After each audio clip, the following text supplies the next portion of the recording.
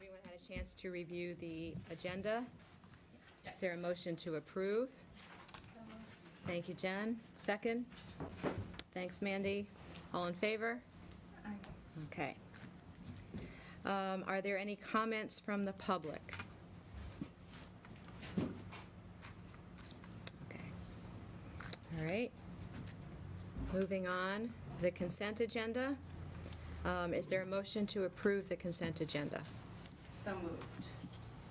Is there a second? Second. Thanks, Pam. Thanks, Ruth. All in favor? Yeah. Okay. Reports. My report's just very short and sweet. I just want to thank and congratulate the district leadership, all the staff, the students, and the families. We're off to such a great start this school year.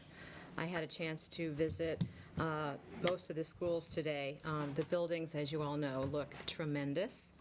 The staff that I met, all different job descriptions, were so welcoming and excited, and they used the word normal quite a lot, and energetic.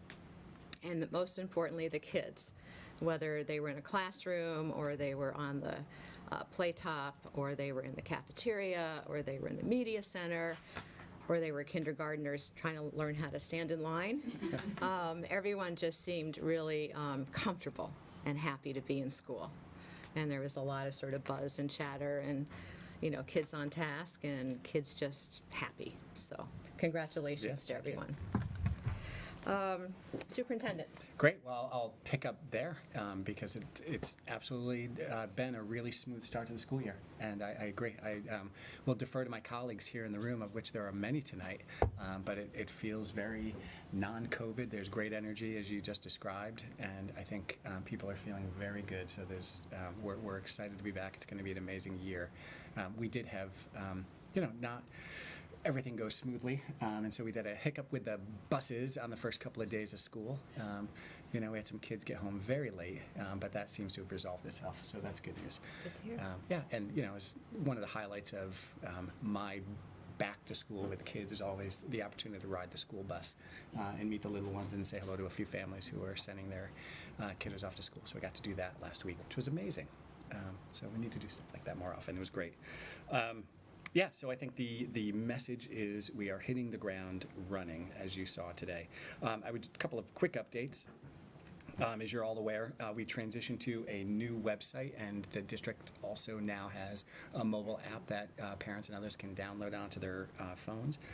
So the information is mostly current. We're still working on a couple of pieces, but I think some of the key highlights with the rollover is better organization of information on the website as well as on the mobile app. So we're hoping that we'll get some good feedback from our parents who use it when they're looking to get access to various resources. The calendars, which have been a struggle, I think, for all the years that I've been here to try to organize them, streamline them, populate them, seem to be working out. I was looking at the calendars today, and at least on the district calendar, we have, I think, all of the schools are there populated with the exception of athletics at this point. So we'll get that worked out, and we should be in very good shape there. So if people are looking for information, I think we can reliably say our calendars are a good source of dates and times and locations. And then I think the last thing I would share with you is that last week we notified staff and families that it's our intention to utilize our remote learning plan, very similar to the way we operated a year ago. The one major difference is that there's now a state prohibition against dual teaching. We're awaiting a clear definition of what that means. I spoke with Mike McKeon, the attorney at the State Department, I think a week ago Friday. I had sent them our plan, and I was reaching out looking for guidance from the State Department all summer long. They have not yet published guidance, but he had reviewed our plan and shared with me two things. One, he felt like our plan was good to go, so we notified our staff and families last week when I got that information from him, and he shared that he thought once the state guidance was finalized, it was going to look a lot like what we've shared. So that is our plan at the moment. We do have a few kids who are home isolating with COVID, so it's important that they have access to their classrooms. And then if the state guidance comes out and it's wildly different than what we're doing, we'll reevaluate and adjust as necessary.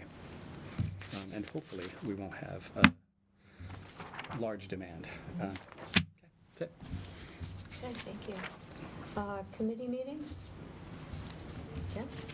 Teaching and learning met. Talked about 4 different topics. The first was international travel and the German exchange. And 5, Christine Higgins presented. 5 of our Wilson High School students will host students in October.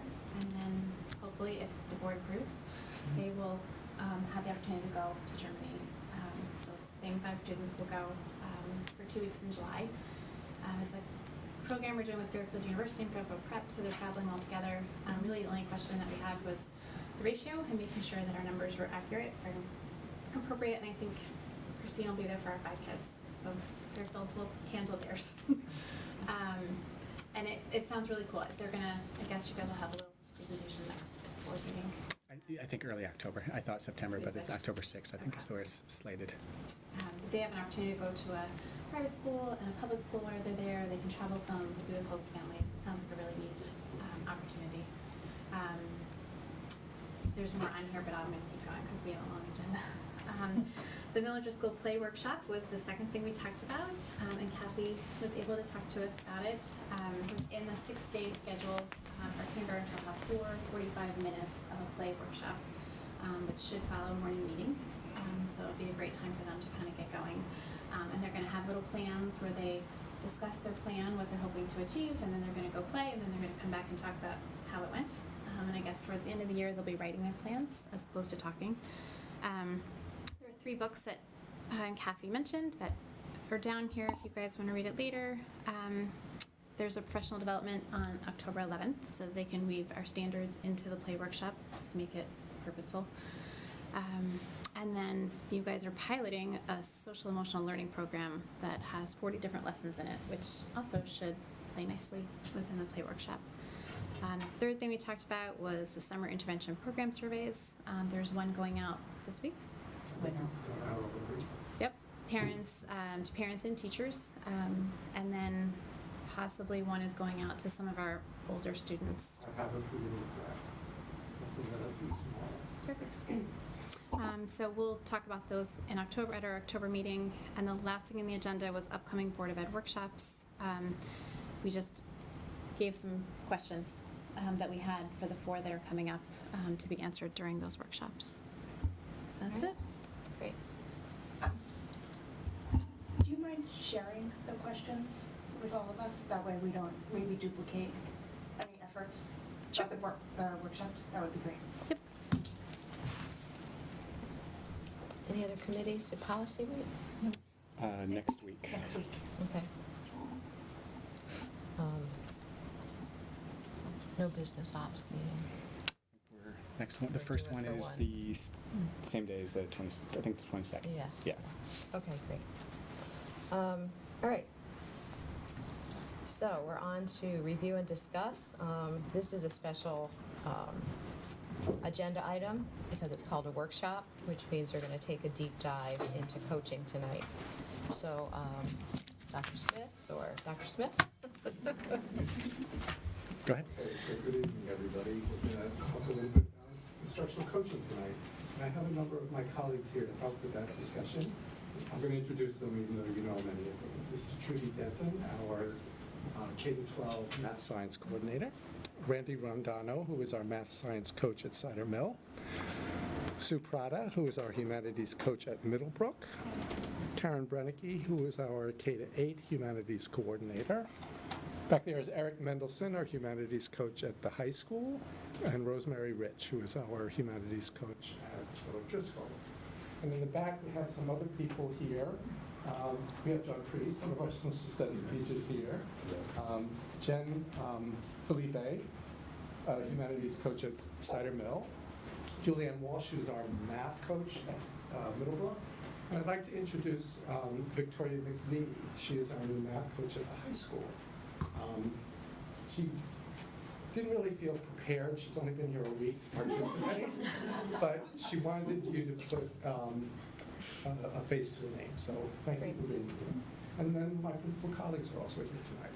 So, all right. We will also have some classroom teachers who will participate a little bit later via Zoom, or have provided written and video testimonials around coaching. So we'll introduce them when we get to that point.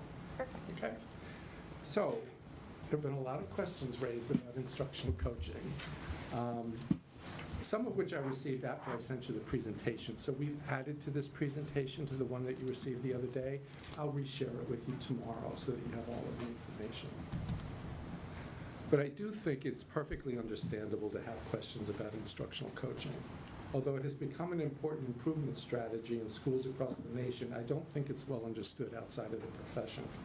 So our goal tonight is to help you and the broader school community develop a better understanding of what instructional coaching is and how it benefits our students and teachers.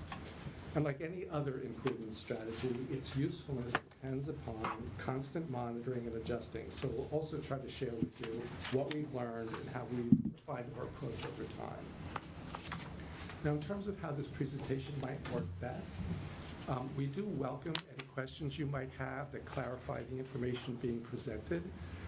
But I'd like to suggest that if you have any probing questions, that you hold those to the end, because I think we might be able to address those during the course of the presentation.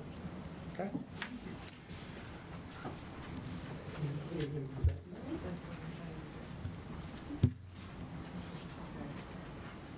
can go to the next slide. Okay, so before we get into the nitty-gritty of how coaching works, I thought it might be good to begin by talking a bit about how it evolved here in Wilton. You can go to the next slide. Okay, and I thought it would be helpful to frame that in terms of the roles and responsibilities of various positions. So here's a chart that summarizes the roles and responsibilities of curriculum coordinators, instructional leaders, and instructional coaches. And now I'm going to kind of go into a little bit of storytelling mode. So when Kevin and I first started here in Wilton, there were no instructional coaches or curriculum coordinators. There were only instructional leaders. During my first year, I did what's known as an entry plan. Is that a term you're familiar with? It's a plan for me to get to know kind of the state of the Wilton schools. And it involved mostly going around and interviewing a lot of people. And I interviewed all of the instructional leaders. And one of the things that struck me during those interviews was their frustration at not being able to support teachers with curriculum and instruction during the school day because they were teaching. Now, I want to be very clear. It's not that they were not able to provide support to their colleagues, because they were. But it was not of a direct nature, not directly in the classroom. And that way of supporting colleagues had worked for this district for many years. But it's important to keep in mind that at that time, which was around 2013-14, and I think Kevin started in 14-15, we were in the midst of major changes to content standards, and teachers were being asked to make some corresponding and significant shifts to their instructional practices. And instructional leaders could not be available during class time to help teachers make those instructional shifts. Add to that the changes to high-stakes testing and the uncharacteristically poor performance of our students on those tests. We found ourselves in a position that required that we think differently about how we support our teachers with curriculum and instruction. So when an opportunity arose during the budget process, we decided to create curriculum coordinator and instructional coach positions in the core academic areas. This change was discussed and considered thoroughly with Board of Ed members and staff throughout the budget process. Now, also at that time, we had reading specialists who at the time filled two roles simultaneously, both academic intervention and instructional coaching. And for a variety of reasons, they found it difficult to manage both and did not feel they were doing either one very well. At the elementary level, we had enough reading specialists to simply reassign people to one or the other position without adding FTE. At the secondary level, where we had fewer reading specialists, we proposed adding one humanities instructional coach at both Middlebrook and Wilton High School. During our discussions with the Board of Ed about adding these positions, the issue of math came up. And Although we all agreed that a focus on literacy was appropriate, given student performance in math at the time, it was agreed that we would also add one math instructional coach at each of the buildings. Now, in addition to instructional coaches, we also added 2 K-8 curriculum coordinators, one for humanities and one for maths and science. Again, at the time, there were major changes occurring in core academic content, and we felt it was necessary to have staff devoted full-time to curriculum development and coordination. An additional benefit of having curriculum coordinators is that they can ensure what's known as vertical articulation of the curriculum across buildings, something that can be difficult to achieve with different people in different schools doing the work. I think it's important to point out that the job description for an IL is more similar to that of a curriculum coordinator than an instructional coach. And I think it's important not to conflate either curriculum coordinators or instructional leaders with coaches because they have very different roles. And because ILs could not fulfill the role of an instructional coach because they teach during the school day. And so one of the questions that came to my way recently had to do with the qualification and selection of coaches, and I think this would be a good time to address that. I put links in here to the actual job descriptions for your reference. All of our coaches are experienced and accomplished teachers who have gone through the same interview and selection process that all of our teaching staff go through. In addition, some of our elementary, and maybe even some of our secondary literacy specialists hold a special certification that includes what's known as consultation in addition to reading or reading. So, next slide. In terms of why we believe coaching is such an effective way to support our teachers, go to the next slide. I think this slide pretty much explains it all. This reflects some important research on the effectiveness of various forms of professional learning. I have to say, in my 40-plus years in education, it accurately reflects my experience as well. So as you can see, traditional workshops, even when they include components of demonstration and practice, have at best a moderate effect on the knowledge and skill levels of teachers and almost no effect on transfer to practice, which means actually implementing those practices in the classroom. And I think from a practitioner's perspective, this makes sense.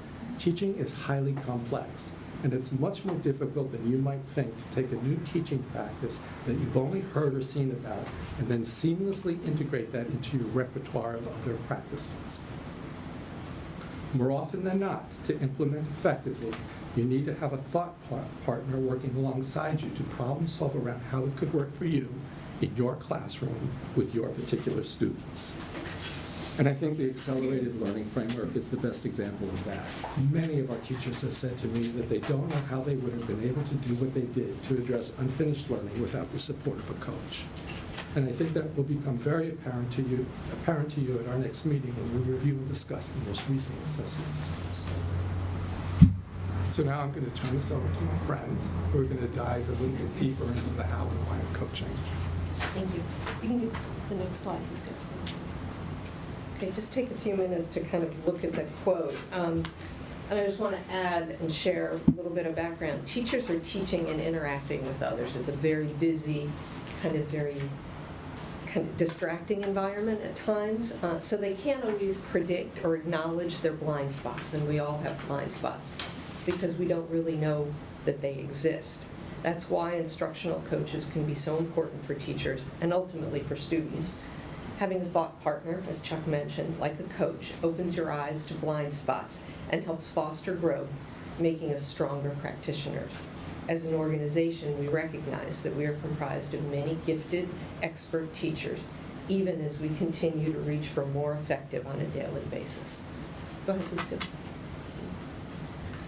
Among the reasons that coaching is so effective, as you saw in that earlier slide, is that it aligns beautifully with the tenets of adult learning.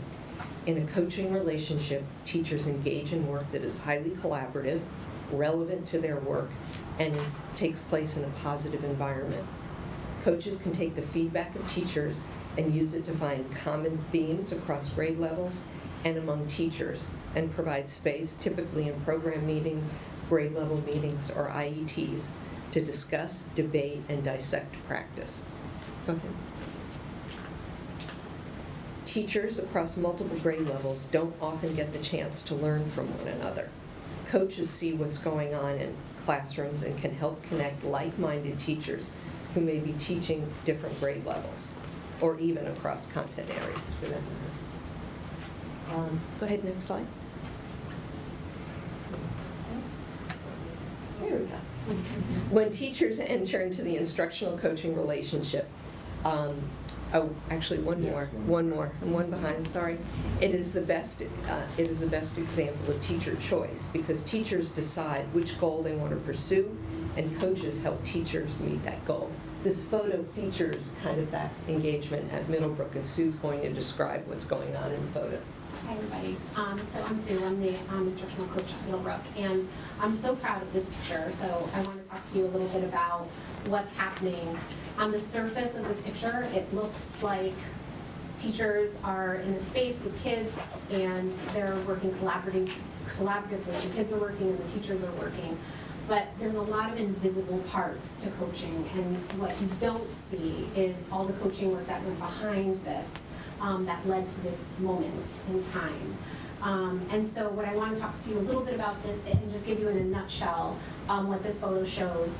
The teachers in this photo work together on a common goal. Initially, they wanted their coaching to happen through their IET. They were all working toward culturally responsive pedagogy. And so under that common goal, each teacher wanted to work specifically on a component, on a goal of their choice. So one teacher, for example, one teacher's goal was to make thinking visible with inquiry notebooks, prioritizing synthesis and recursive thinking, because they were noticing that their kids were often just collecting information and plopping it on the page, but there wasn't really synthesis and recursive thinking going on. So that was one teacher's goal. And then two others wanted to work on close and critical reading to analyze historical perspectives within and across texts. And so if you're not familiar with close reading, it's a method of text analysis that deepens comprehension beyond the literal level. And in middle school, that often looks like a routine that we teach kids that involves rereading with lenses in hand to develop a more nuanced interpretation of the text, just to give you a sort of a background on that. So what you're seeing in this photo is where all of that work, all that coaching work intersected and all those goals intersected. The kids that you're seeing there are taking the lead on analyzing historical perspectives. They're using their inquiry notebooks to do it, and the teachers are trying out new instructional moves that they had never done before. So you're watching on that photograph things that kids have never done before, but also things that teachers hadn't done before either. Somewhere in there, I'm not sure where I am, but somewhere in that photograph, I'm in there, but by this time the teachers we've already done some of this work in the classroom, and I'm really just providing some lean coaching tips as they're going along. The other thing you don't see is that a few other teachers came in to watch. Kevin, I think you came that day as well, so part of my role that day was also to voice over to people who are coming in to learn with us and letting them know all the invisible work that they didn't see. I think John, you might have been here too. What happened after this day, the teachers, we met again and we talked about what instructional practices really have the highest impact on student learning, and we decided to run a power share. So Nicola, you were there that day, we ran a power share. And so each teacher took one thing that they thought was really powerful for kids, and they shared it. We had reading workshop teachers attend, some social studies teachers attend, and some of that work is now taking some shape this year as well. So we're really excited about that, around agency, around close reading, around demonstration notebooks. So when we think about coaching in terms of, there are times where you're coaching an IET together, but then even within that, there's personalization going on for teachers, but always with the kids at the center. So that's the invisible part. So I hope that brought that picture to life. Lucy, we'll go to the next slide. A coach's work includes multiple components. A majority of the coach's time is dedicated to work with teachers in coaching cycles. The general industry understanding of prevention is that a caseload of approximately 20 teachers per year per coach is doable and manageable. And usually that involves working with 3 or 4 teachers at a time. These numbers can vary by building, and we have teachers, because of the number of coaches available to them, have been able to engage in 1 or 2 coaching cycles each year. Coaches also engage in collaborative work to implement curriculum and to support district goals, such as our accelerated learning framework. Coaches also make time to respond to teachers' needs outside of a full coaching cycle. This is known as response time. Go ahead. Next slide. Thank you. Coaching is not about a gotcha. It's non-evaluative. It's rather about having a safe space to become the most effective teacher one can be, but without fear that the hammer is going to drop at any minute. Relationships between coaches and administrators often allow teachers to fulfill expectations of their evaluation plans and fulfill their professional learning goals. That's it.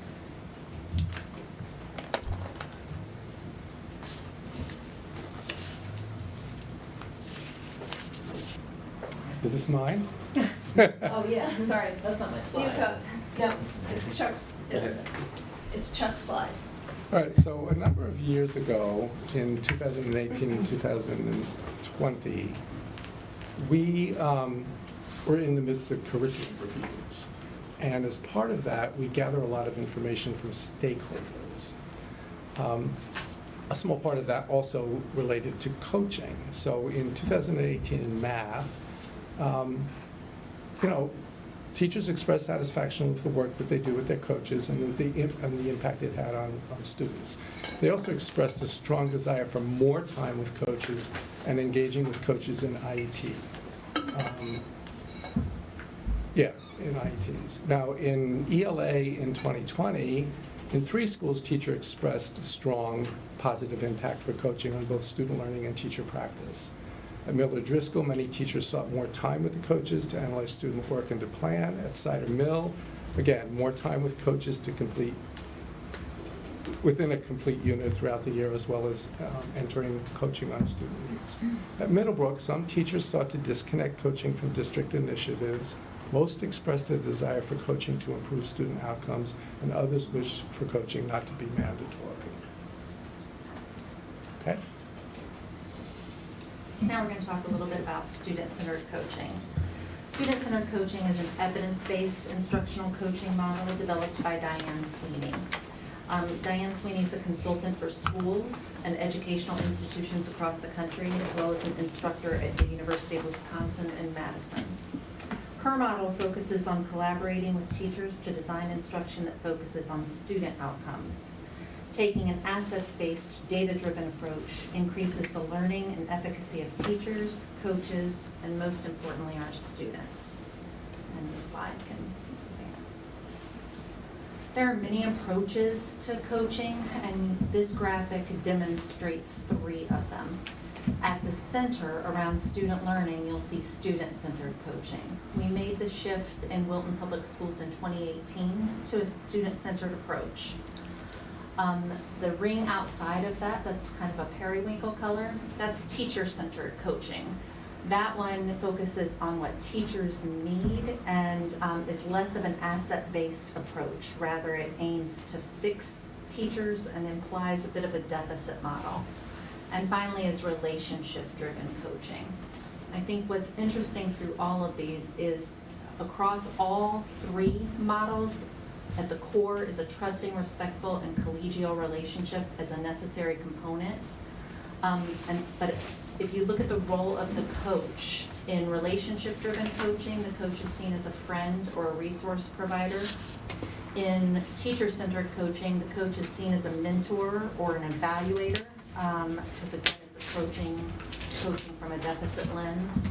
But in student-centered coaching, it's a partner or a collaborator. Chuck used the word thought partner. It's someone to bounce ideas off of, take risks with. The coach may not have all the answers, but the coach is willing to roll up their sleeves and get in it with you and provide you feedback as you go. I think about driving a car a lot. We talked about blind spots. But sometimes I used to have a 30-minute commute, and I could take that commute and end up in my parking space 17 and have no idea how I got there, because I just wasn't present. That's a blind spot. So the coach is there as a second set of eyes to kind of illuminate those blind spots. What was the model we were using prior to 2018? Prior to 2018, I would say it was probably closer to relationship-driven and a blend between relationship-driven and teacher-centered coaching. This model just brought in more collaboration, and it put student learning data center, and you'll see that in a few minutes. Slide.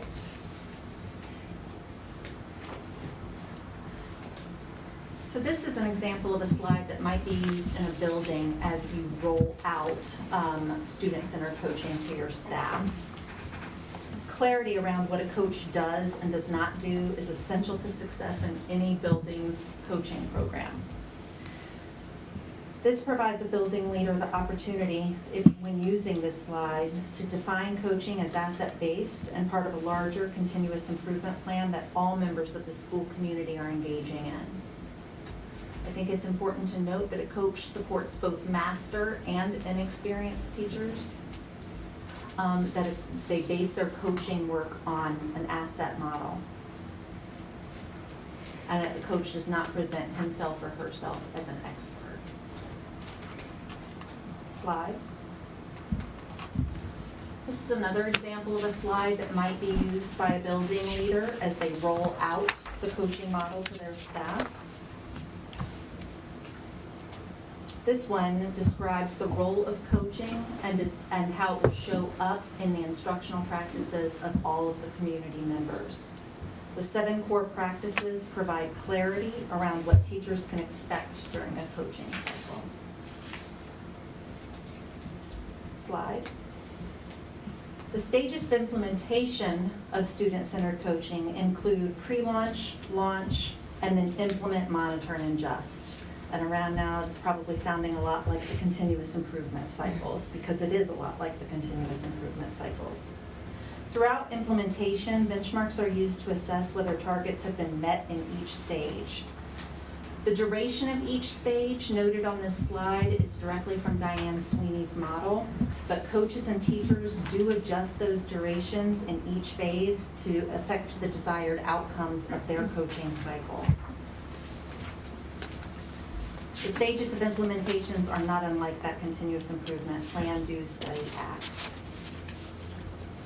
So in the pre-launch phase, I've outlined here the roles of district leaders, building leaders, and the coaches themselves. In the pre-launch phase, a district leader plans for student-centered coaching, attending professional learning with the coaching team. In 2018, the coaching team engaged in professional learning with Diane Sweeney's team. As a building leader or principal plans for successful implementation of a student-centered coaching model, as they plan, he or she studies the purposes and the practices so that he or she can lead that effort with clarity of purpose. To facilitate this, the admin team engaged in a study of the books Leading Student-Centered Coaching by Diane Sweeney in 2018, and all building strategic improvement plans for the 2019-2020 school year included a plan for the coaching model's rollout. This is just one example of how district leaders supported building leaders in implementing the student-centered coaching model. As a coach plans for implementation of a student-centered coaching model or any coaching cycle, he or she studies the purpose and practices and builds trusting and respectful relationships with teachers. Slide. During the launch phase, district leaders continue to cultivate coaching teams through professional learning. District leaders meet with the district's coaching team here. Chuck, Trudy, and I meet with the coaching team monthly as their own IET. That work is driven by agendas that allow the coaches to share practices and to learn from one another. COVID negatively impacted this routine for the last 2 years, but we are looking forward to resuming our ongoing study of adult learning this year. At the same time, district leaders continue to support building leadership as they implement student-centered coaching. In this phase of implementation, principals align coaching to their school improvement plans, and this year, continuous improvement plans. They introduce coaching to the faculty and clarify what coaching is and is not, and they address concerns and questions among teachers. Coaches partner with principals to launch coaching cycles and create systems for collecting evidence of impact. Rosemary, Randy, and Sue are going to share some examples of that in just a bit. And finally, in the implement, monitor, and adjust, this is where we're studying and refining.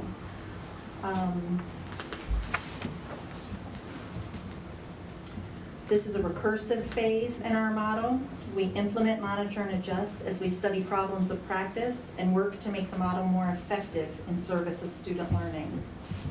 Here, district leaders collect program-level data to monitor the impact of the coaching program, adjusting professional learning as indicated. Principals meet with their coaching teams on a weekly basis to monitor the impact of coaching in relation to the continuous improvement plans.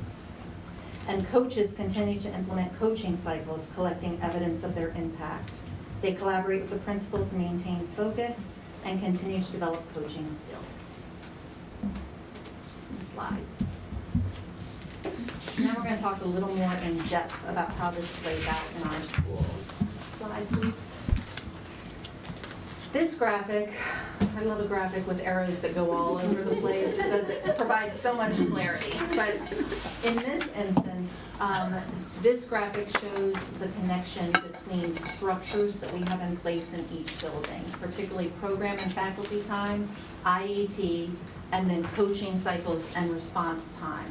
And what the arrows are showing here is that sometimes the work of a coaching cycle might originate in a coaching cycle with an IET like Sue described with the social studies team, each pursuing their own goals. Or when that happens, we may take that IET and bring it to scale in program or faculty time. So giving them that opportunity to do a power share and invite other teachers into the work that they're working on. Other times it comes from program and faculty time and then moves to IET and into coaching response time. But the important thing to remember here is that the work is driven by the teacher. Okay, slide. There's supposed to be a video on that slide. Okay. So we were going to watch a video of Diane Sweeney explaining the results-based coaching tool. There we go. Good, she'll do it much better than I would have done. It's a short video, but she's going to talk about the role of the results-based coaching tool, and then Rosemary, Randy, and Sue are going to show you their examples. You might not be off the hook yet. All right. Not looking good. No worries, we'll talk about the results-based coaching tool then. The results-based coaching tool starts by just kind of tracking the progress of the coaching cycle through those three intervals. The launch, where we sit and we look at the data. We might do a pre-assessment with our students to see where they are with a certain skill. And then the teacher will set a goal from that pre-assessment data for where do we want our students to be. Okay, I'm stealing their thunder, so they think they can explain it better than I can, and they're probably right. I'm going to hand it over to Randy. Actually, I'm going to hand it to Rosemary. We want Rosemary to go first. Can you hit the slide for me, please, Lucille? Thanks. And if you wouldn't mind clicking on the Miller Driscoll hyperlink. Hi, I'm Rosemary Miller Driscoll, one of the humanities The one coaches. above that. Yeah. The first one, sorry, the Miller Driscoll hyperlink.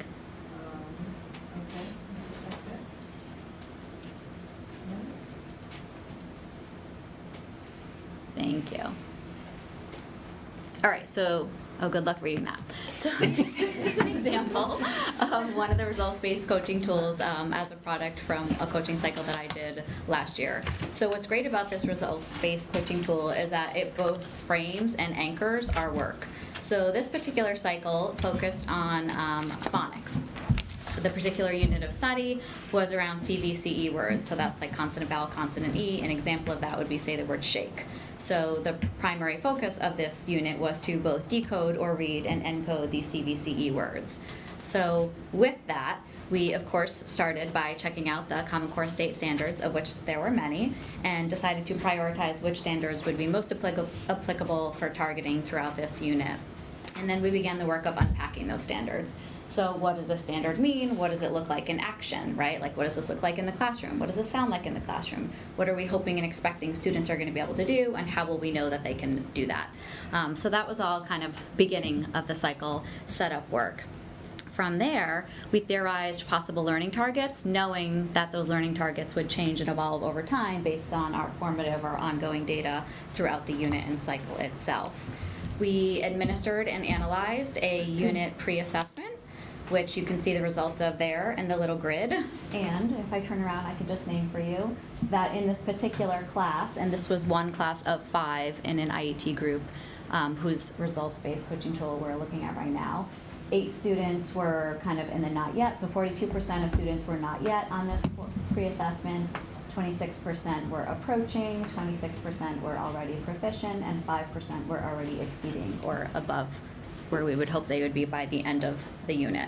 So we look at that data, and then we think, okay, based on what we now know before the unit has already started, what shifts do we need to make through the unit? What units might we be able to skip if a certain percentage of students has already mastered those skills?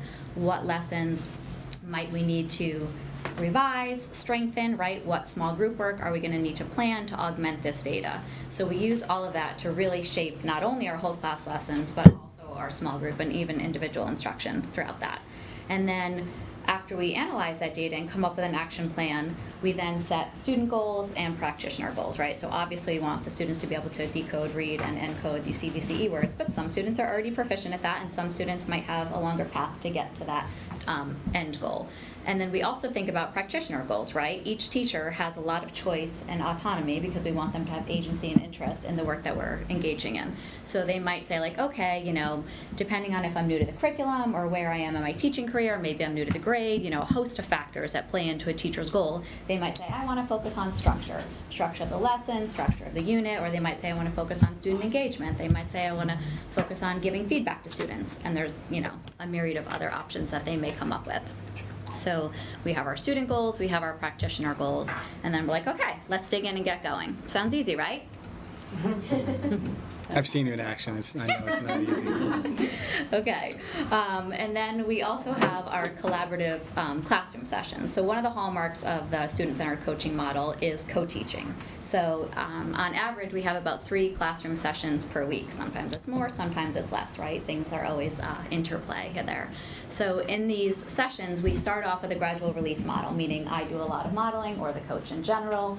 Obviously, the teacher's watching. Usually the teacher is watching through the lens of the goal that he or she identified. So if I'm a teacher and I just want to get like structure of the lesson study, then that's the lens I'm going to look through. And then some of the coaching work that I do as I'm teaching is voicing over. So that's taking my invisible thinking and decision making and making it visible to the person. So I'm teaching, and then I'll simultaneously narrate what I'm doing, why I'm doing it. It's fun. It takes a little bit of practice. Sometimes we'll say, like, if you would rather I not do that, like, we can just have a longer debrief after. That's a lot. You're welcome to come see. You get used to it. Obviously, it takes a little bit longer. So you're talking to students, but you're also talking to the teacher. Yes. You're talking to Yes. the students and you're actually teaching a lesson. Yes. But you're also having a narration discussion with the teacher Correct. as to what you're doing Yes. with the student. So because in our building we work with the littlest of the littles, Yeah. I'll say to the kids, like, we're going to play a super fun game. Like, sometimes I'm going to be talking to your teacher. You know I'm talking to your teacher because I'm looking at your teacher and I'm saying, like, Mrs. So-and-so, Mr. So-and-so. Like, but sometimes I'm talking to you. And then I tell them how they'll know they're talking to me. And then you have to make it fun and playful. So, like, okay, you have 2 choices. If I'm talking to you, you can do what I might choose to do, and eavesdrop on my top secret teacher talk with your teacher, or you can have your own thought or idea in your head, right? So, like, they know how we set it up, we practice it, and then, oh, she's having that top secret teacher talk. Anyway, it gets to be fun. because you have to make it fun. So anyway, our collaborative sessions happen, right? We do a lot of co-teaching, and during that co-teaching, there's a bunch of coaching moves that coaches employ. One of them I already named a little bit, voiceover, where I'm narrating what I'm doing, decisions I'm doing, what I'm skipping, what I'm honoring from the lesson, what I've chosen to revise if I didn't have time to brief the teacher on that ahead of time, because perhaps I have some data or some information in the moment that I'm like, we don't need to really go into this at length, so therefore I'm going to do this. Here's why. And then another move that we do sometimes is called copycat or mirror, where I might teach a particular skill through a whatever method of instruction, perhaps a group, and then that teacher will replicate that exact thing I just did, but with a different set of students, right? Because then they've just seen me do it, they know the structure, they know the pacing, they know the language, the coaching prompts I provided to the students, and then they go ahead and try it, right? So depending on if it's new content or a new method, people feel really set up for success because they literally just saw me do it, and then I'm there to be like, psst, don't forget, or like, oh yes, let's do this, or I can jump in and co-teach, or I can sit back and watch whatever the teacher has decided. And again, that's part of the teacher choice, right? So they will tell me like, save it or jump in at any time. Another method we use as a coaching strategy is jigsawing, where if the lesson is any given length, the teacher might do a part, I might do a part. Again, depending on what the teacher has chosen for their goal, as a practitioner, they might choose to see me teach the parts that they're working toward, and then eventually they might assume those portions of the lesson so that then I can watch and give them feedback, right? So again, it all depends on whatever the teacher has chosen as his or her own personal goal. And then, in addition to these, 2 to 4 times a week classroom sessions, we also have weekly planning sessions, which are really paramount in student-centered coaching. And one of the most important things we do at the planning session is not simply plan, like on this day we're going to teach this lesson. It's more about reflecting on what we've done and what the students have done. So we think about what went well, why did it go well, what are we going to do to capitalize on that all the time, what didn't work, why didn't it work? How didn't it work? How can we fix this potentially next time? So we spend a lot of time debriefing what I've done, what the classroom teacher has done, what the students have done, and then from there, we obviously come up with a next steps plan. We certainly look at some ongoing formative assessment, and then use that to, again, shift our whole class lessons, our small group lessons, etc. So there's a lot of work that goes on behind the scenes. And then in addition to that, we give each other mutual feedback, because I need feedback as well, right? On my own practice, on my own teaching, my own coaching moves.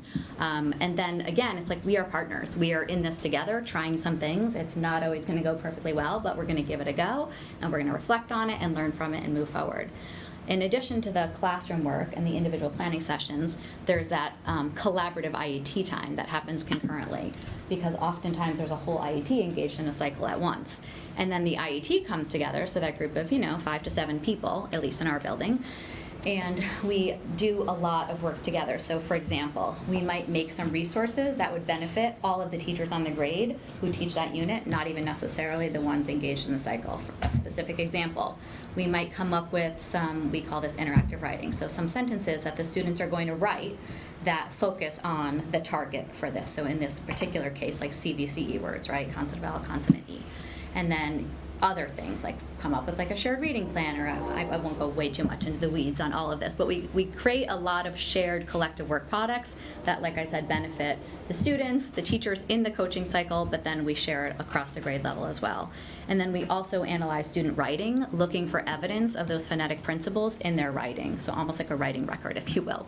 So like, okay, based on what we've taught, what's present, what are they using but confusing and approximated, what's absent, and what are we going to do about it? So there's a lot of work that goes on the like partner level, teacher coach, and on the group level with coach as well. And then at the end of the cycle, I always conduct, and most of us do, some type of exit interview. And in that exit interview, we do one-on-one exit interview, and then like the IET group if it was an IET-based coaching cycle interview. So during that time, I'm collecting both qualitative and quantitative data. So qualitatively, I have a set of questions that actually all the coaches at Miller Driscoll use, and the teachers know them ahead of time. They're the same questions all of the time, unless we get feedback that we should mix it up. And they think about like what worked, what were the missed opportunities, what were the barriers, like how are you going to carry the work from this cycle forward, what are next steps, how can I support you, and so on. And then on the quantitative side, we give that same assessment, right? And then we dig into that data and think, okay, how did the students grow? What is the plan for the students who didn't grow? In this particular example, in this class, you'll notice that 0% of students were at not yet or approaching, and that all of the students were either proficient or exceeding. That's not to say these are the results all of the time, but they generally do pretty well. And I do happen to have the data for that whole IET cycle as well, if you're interested. And then from there, we get together. I'm sorry, can we go to the next? The collaborative commitments. The group comes back together, the IET, thank you, and we create what we call collaborative commitments. So we kind of reflect on all of the work that we did as a group, and then some people share the individual work between the teacher and the coach, and we think, okay, now, based on this work that we've done together, based on the student learning, based on our practitioner goals and hopefully evolution, what are we willing to commit to and kind of make a standard of practice moving forward? So we brainstormed a lot of things, and if you just scroll down a little bit, please, to that little table at the bottom. These are some of the things that this particular IET group brainstormed, right? So we think about what can you see in action in the classroom from the students, and what will you expect and hope to see in action on the part of us teachers. And these are some of the things we brainstormed. Some of these are going to completely make sense to you, and some of them won't. On the teacher side, it says leveraging Rashid. If you know anything about our phonics curriculum, we have these super cute little mascots who cheer us on and help us out, so that's who Rashid is. But anyway, so we brainstormed some things that you can see that we're grappling with committing to, and then the highlighted items are the things that this particular IET group chose to commit to. So obviously you'll see on the student side, are different forms of engagement. Here we kind of leaned on that seminal work from Howard Gardner, thinking about multiple intelligences, thinking about being multisensory, and what does it look like to be engaged, right? Cognitively versus compliantly, and so on. So we want to make sure that student engagement is like first and foremost throughout all of our work. And then I might say that one of the most important things, especially when it comes to phonics instruction, is transfer, right? So transfer into reading, transfer into writing, because otherwise, what is it for? That's why we have phonics and PA work to stand upon. So that was something that we see a lot of evidence of with our phonics curriculum, and students were feeling successful. And then on the teacher side, we thought, okay, what are we going to do to be instrumental in facilitating that transfer into reading or writing? Like, yes, lessons have it built into it, but what other opportunities can we create?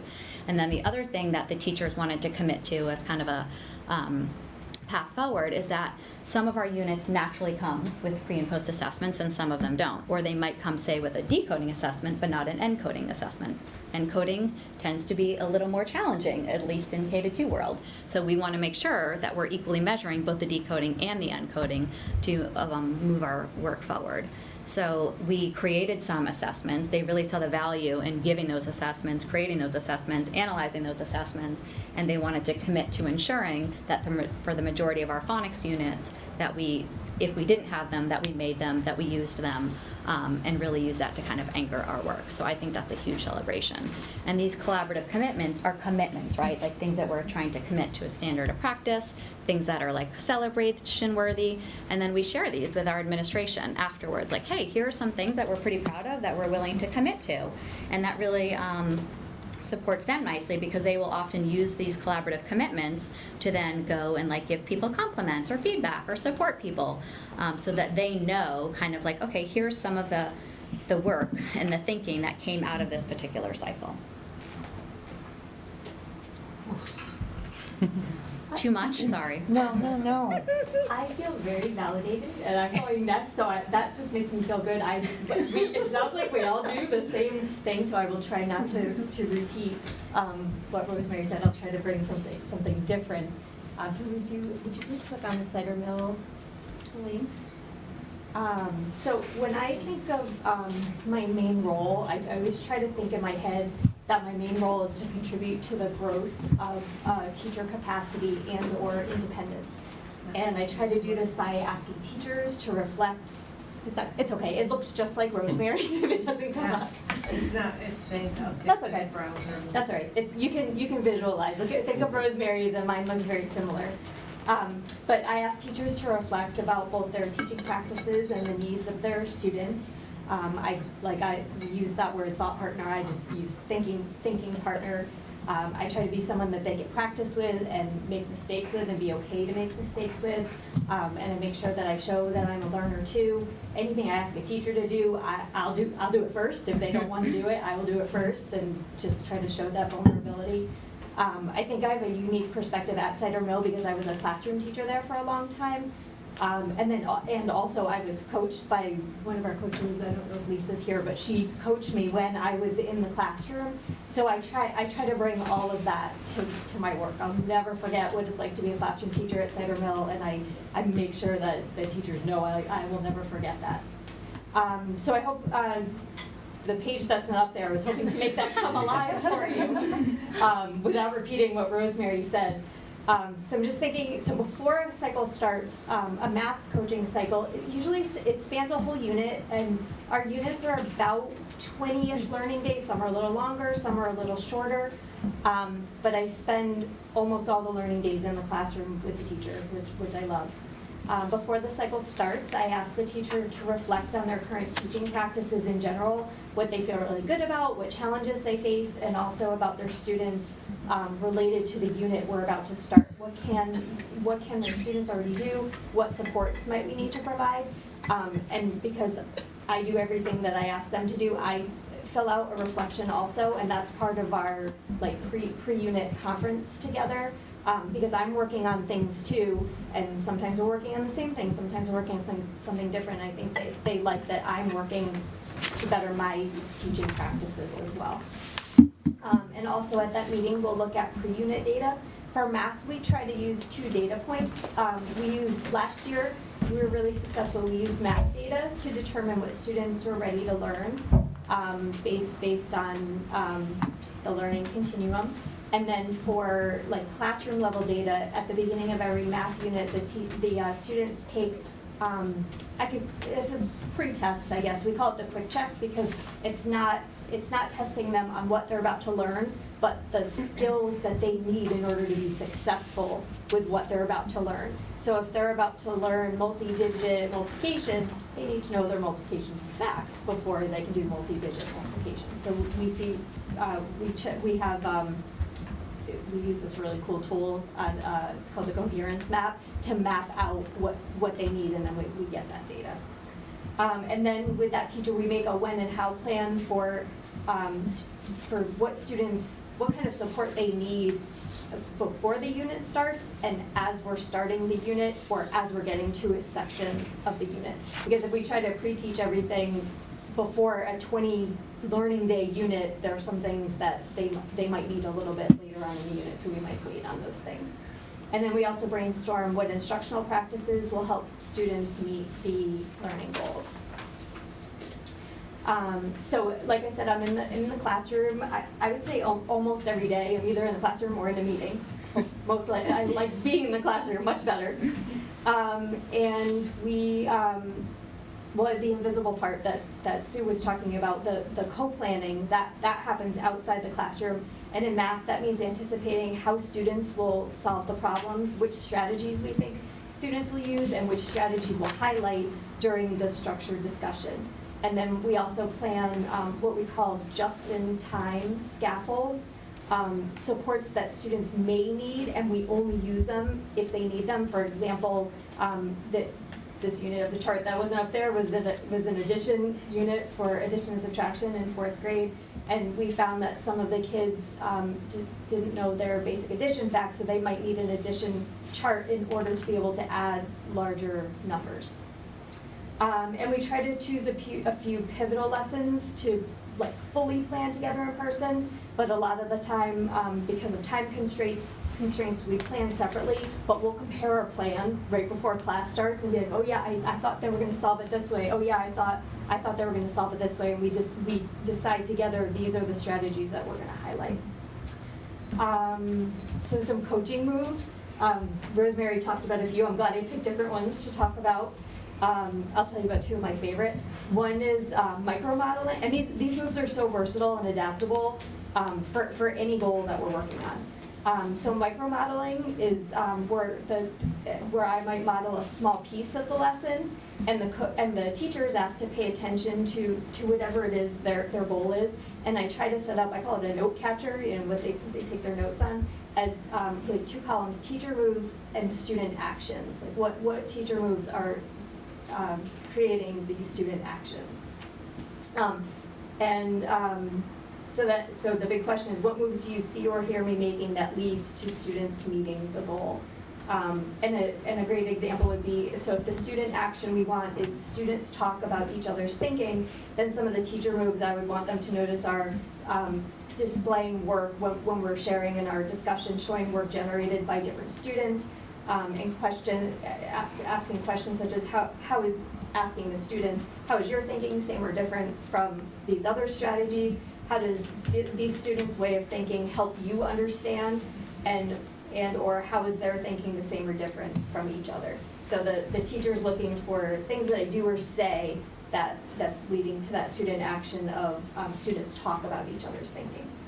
And micromodeling I love because it works really well too when the teacher wants to practice something. So they'll do the micromodeling and I'll fill out the teacher action, teacher moves, student act, I'm so sorry, it's almost to my bedtime. Teacher moves, student actions. Another coach move that I really love is called You Pick 4.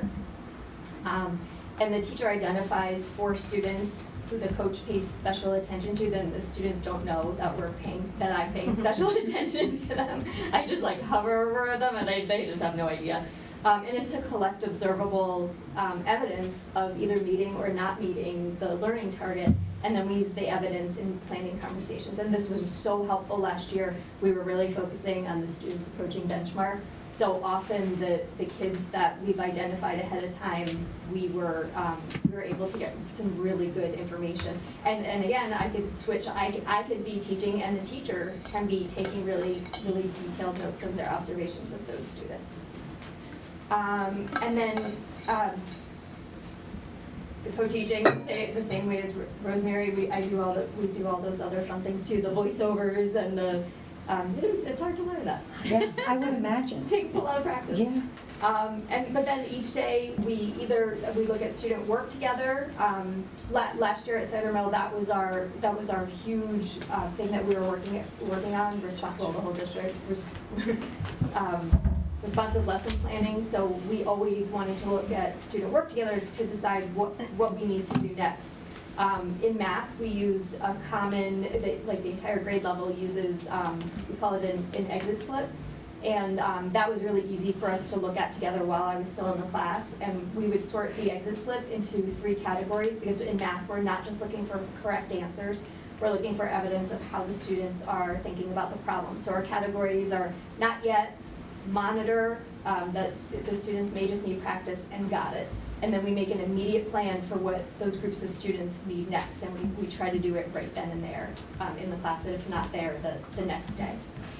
And then after the whole cycle ends, and we're really sad that it ends, then students take their end of unit assessment, and then I meet with the teacher to reflect about the student growth and what needs still be addressed, because even though the unit's over doesn't mean there might still be some unfinished things that need to be addressed.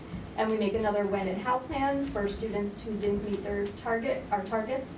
And then we talk about what instructional practices or teacher moves the teacher will carry forward, and what goals the teacher still wants to work towards. Middle broke. My fingers, so Sue knows what Rosemary does and what I do, and Yeah. Yay! All right.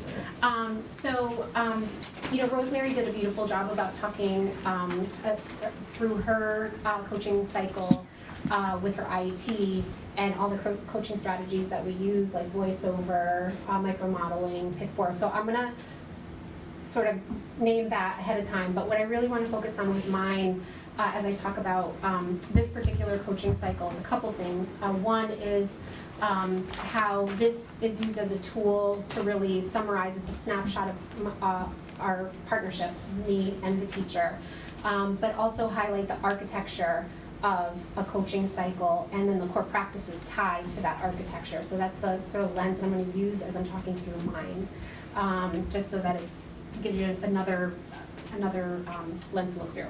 So in this particular coaching cycle, it actually began before the coaching cycle. So this is a one-to-one coaching cycle. It's not an IET, but it's a single teacher with a coach.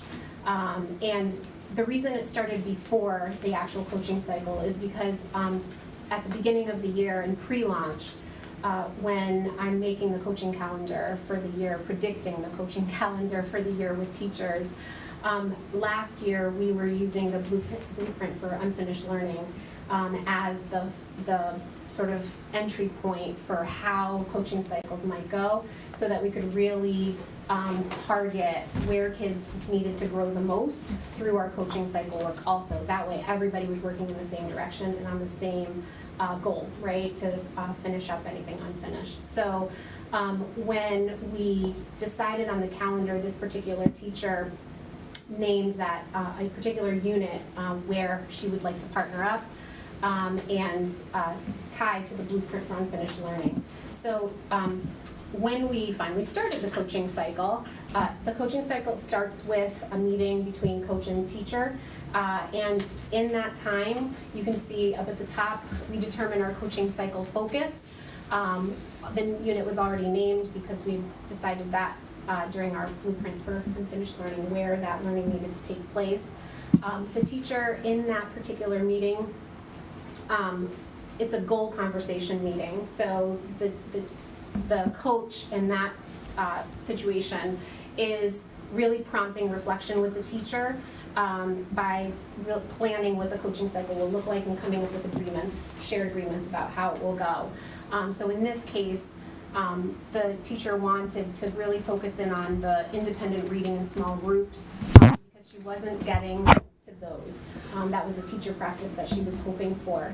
And in student-centered coaching, there's the teacher practice, and then how are we going to marry what we're after for students with also how the teacher wants to grow as well.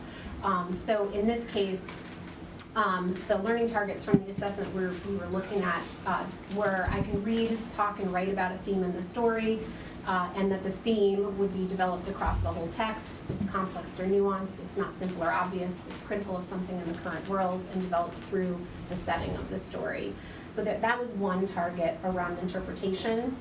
And then the other one was about, the second target was around evidence and supporting evidence. And it was, I can find more than one example from the text that supports my ideas about how the dystopian setting helps to develop a critical theme. The evidence maps my thinking and supports my analysis of the theme and its critique of today's world.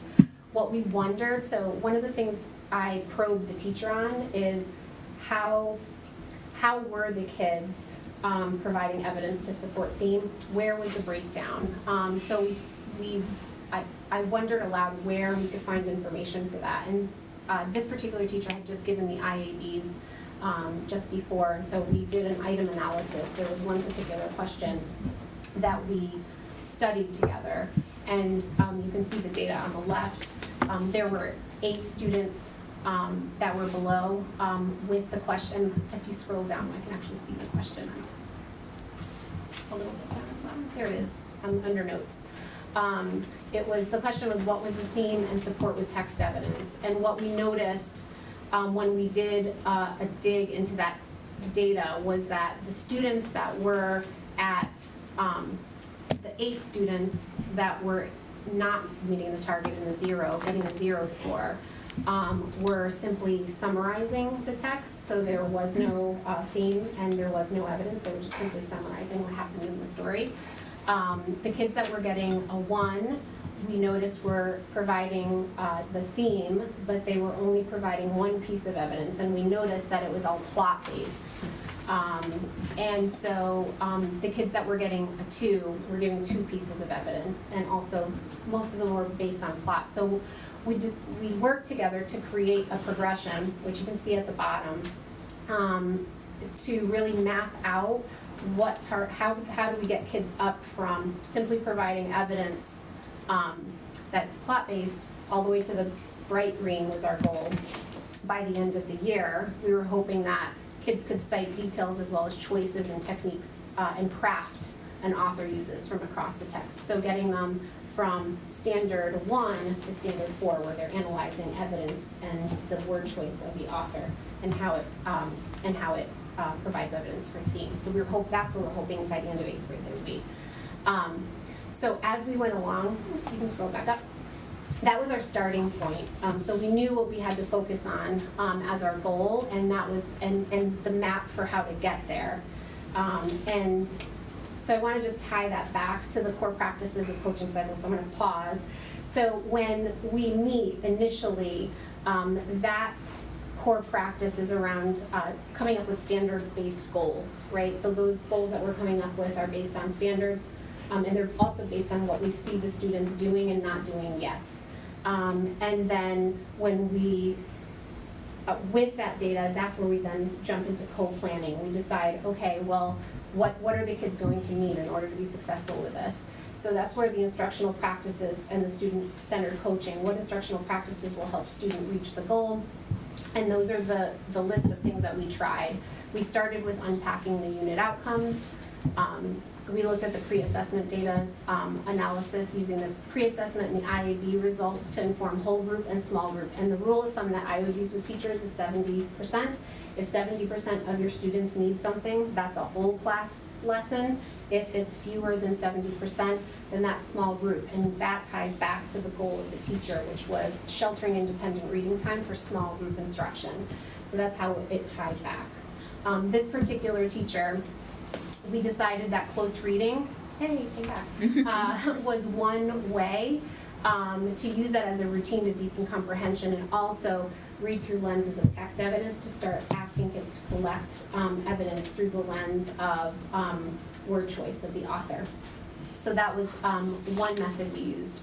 So I'm going to go back to demonstration for a minute because this was a really interesting example. COVID made us get really creative with how we had to sometimes do demonstrations.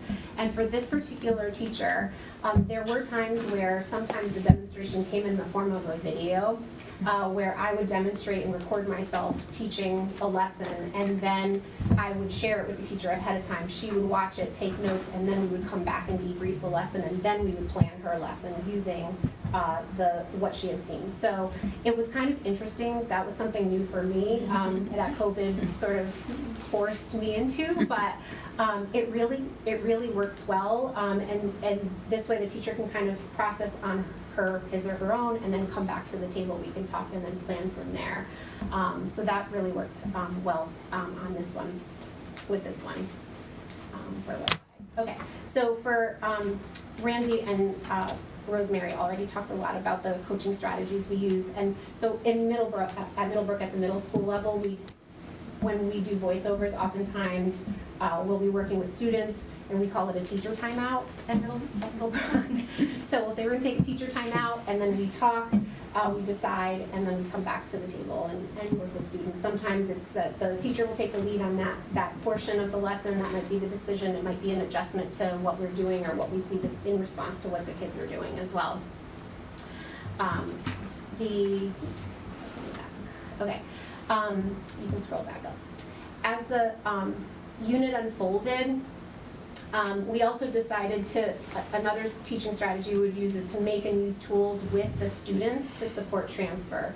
So you can see there, we made tools that would help students in integrating quotes, and we made a progression to sort of teach them how to do it step by step and then be able to name where they are on that progression and then name what's next.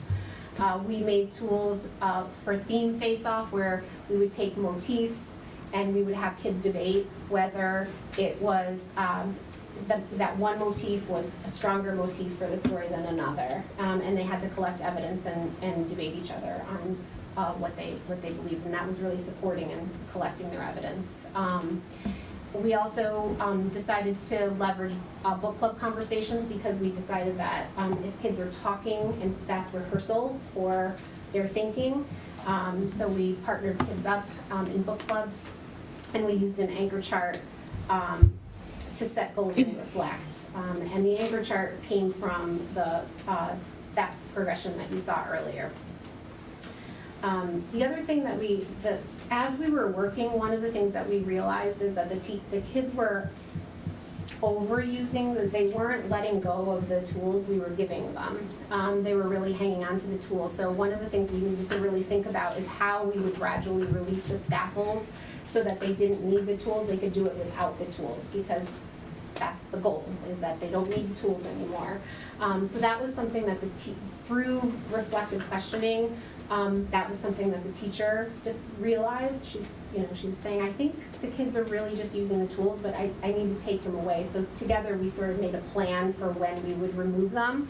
And if you scroll down, we checked each time we removed a scaffold, we had a thin slice assessment, which was really just asking the kids about the theme in their story and providing text evidence. And we sorted out the work. And you can see how kids are moving up at each sort. In sort 1, most of the kids are over toward the red. There's 3, 7, 2. In sort 2, that was later in the unit, we're removing more scaffolds. You can see the kids, there's 5, 4, 9, more to the right. And then on sort 3, we had anyone in the green was meeting the goal. Except it was just a higher level of the goal. Because we always want to be able to make it so kids can grow further than even the grade level. There needs to be space in both directions for kids. So you can see by the end, in that third sort, we had 3 kids that were already doing the work we were hoping for at the end of the year in this unit. And this unit was in November, it's in winter. So we're really excited about that. On the post-assessment though, what we realized, you can scroll back up again, sorry. When we gave the kids the post-assessment, no scaffolds, what we noticed was that some of them fell back below, and we wondered about that. So that's something that we brainstormed around. Well, why could they have fallen below? We looked at their work, and one of the theories we had was that that text was a grade level text that they were using for that post-assessment, and so we were wondering about what that might mean going forward in terms of text complexity and matching readers to texts over time.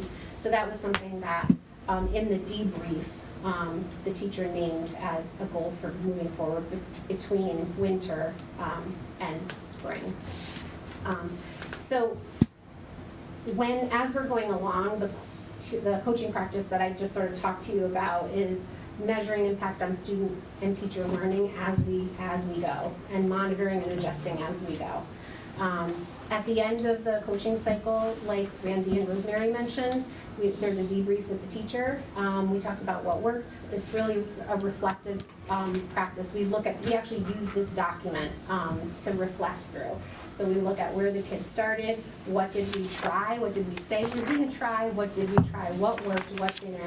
And my question really is always, which instructional practice did we try and put in place that we think had the most impact on student learning? Because that's the instructional practice you want to carry forward and continue. This particular teacher mentioned a couple of things. One was using progressions with kids as a reflective and goal-setting tool.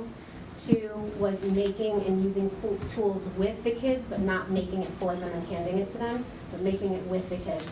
And then planning for release of scaffolds and toward independence.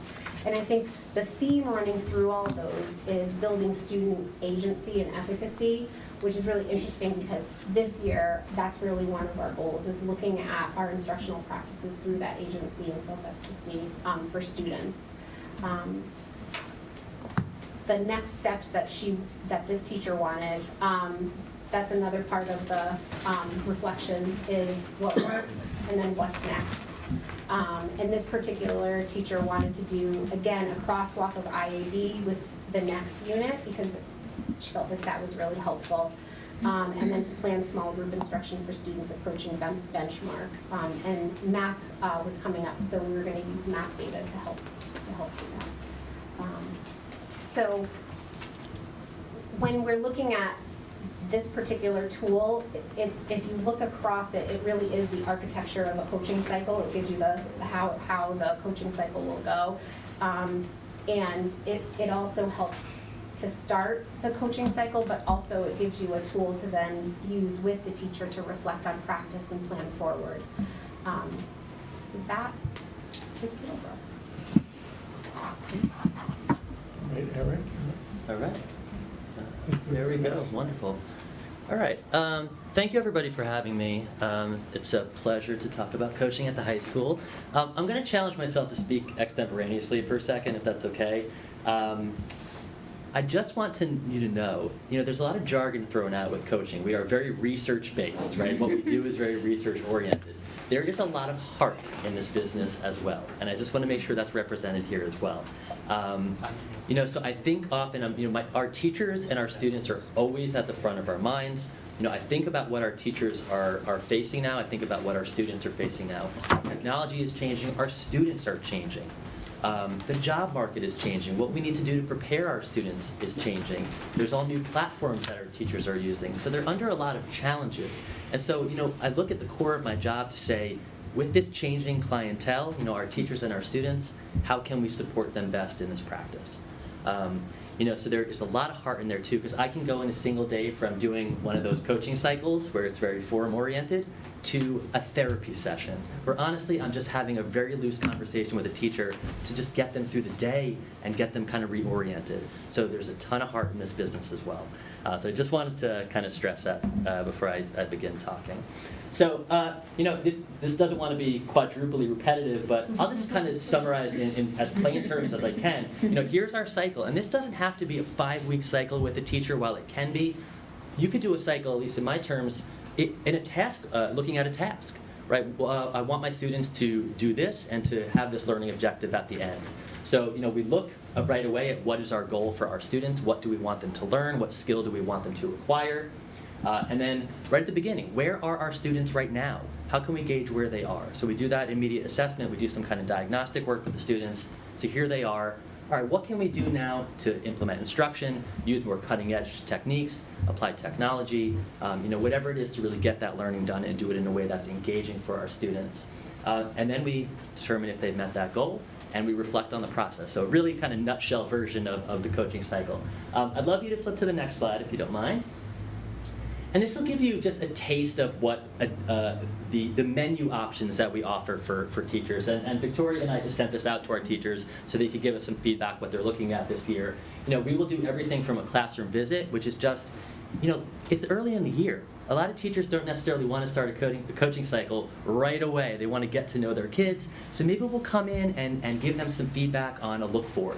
I just want you to look at the way that I'm setting up my groupings. Can you give me some feedback on that?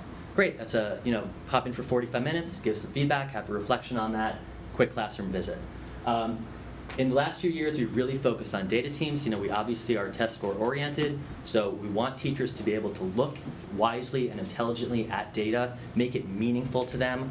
We want to be able to gauge our student growth, but we really want our teachers to be invested in that process of looking at student scores and seeing how we can improve those scores. So we will help teachers to look at data. So when we do the Horizon testing or the SAT, it's really us in the background that are doing all that data crunching, breaking down the spreadsheets into individual tabs for each teacher to look at their scores, and really help them through the process of making sense of it. Not every teacher is a data expert, so that's something we could certainly help them with. We'll do small group focuses. So let's say we want to focus on using engaging students in an activity to start a text. We want to start Lord of the Flies. We really want to get our kids into the mind space of the kids in Lord of the Flies. How can we engage them deeply in an anticipatory set? So let's talk about how we engage students in getting into a text. So we could do a focus group on that. We do a lot of work with formatives. We're always trying to gauge our student growth along the way. So what are the best practices for us to look at student work, really analyze it well, and then to make instructional decisions based off of that. We go into IETs a lot. At the end of last year, I did a workshop for English and Social Studies on metacognition. It's a big focus this year is in the Portrait of the Graduate. Our students to be self-directed learners. So leading a workshop on metacognition and how can we help our students to be in the process of thinking about their own thinking. Always providing resources for teachers. Teachers will often reach out and say, can you help me find, we're trying to reinvent the argumentative unit for our students. We need some good articles. And that's where I go and hit Google and find the best materials for our teachers. We'll do lab sites from time to time where teachers will come and observe and actually watch other teachers and then have a debrief where they could chat about what they observed.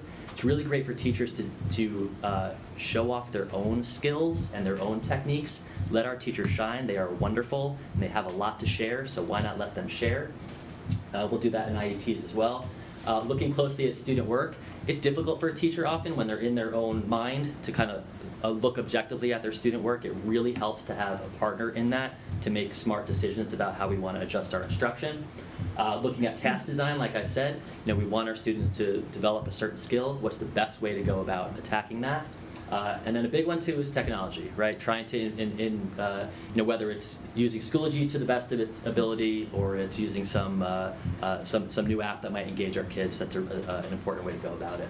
So that's the menu of items that we offer our teachers, and this is what we're really doing most of the week.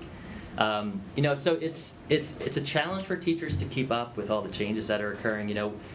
We introduce these terms to teachers like accelerated learning, universal design for learning, data teams. They don't always register for teachers. They kind of feel like it's sometimes top-down initiatives.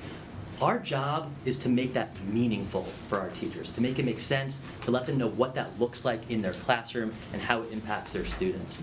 So sometimes it's taking those bigger initiatives and really having it mean something to our teachers. So mine's brief. That's what I got for you. Yeah. It was different. That was fantastic. Yeah. Thank you all. The point of all of this was to give you a really good sense of what coaching really looks like on a day-to-day basis. And I know there has been a lot of interest in gauging the impact of coaching. This is the way that we gauge the impact of coaching. We're coaching very different people with very different students. It really needs to be done on a coaching cycle basis. And I think we put into place a system where we really can gauge the effectiveness and the impact of coaching. That said, I do believe we have some of your colleagues here who are willing to discuss. Karen? Could we start with the teachers who are on the Zoom? To honor their time, we do have some words from some teachers who weren't able to be here tonight, and I believe Eric has a video. Hold on.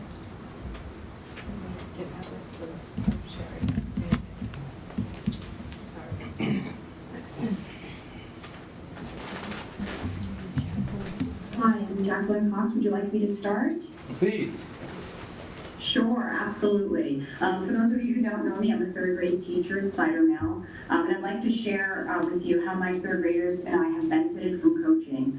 Thinking back to last year, about midway through the year, I noticed that there was a group of students that I had that were not making the reading progress that I wanted. So I signed up for one of those response times that was talked about earlier, which is very personalized for exactly what I needed. So with my coach, I was able to set up what my kids needed. They needed some phonics-focused guided reading groups.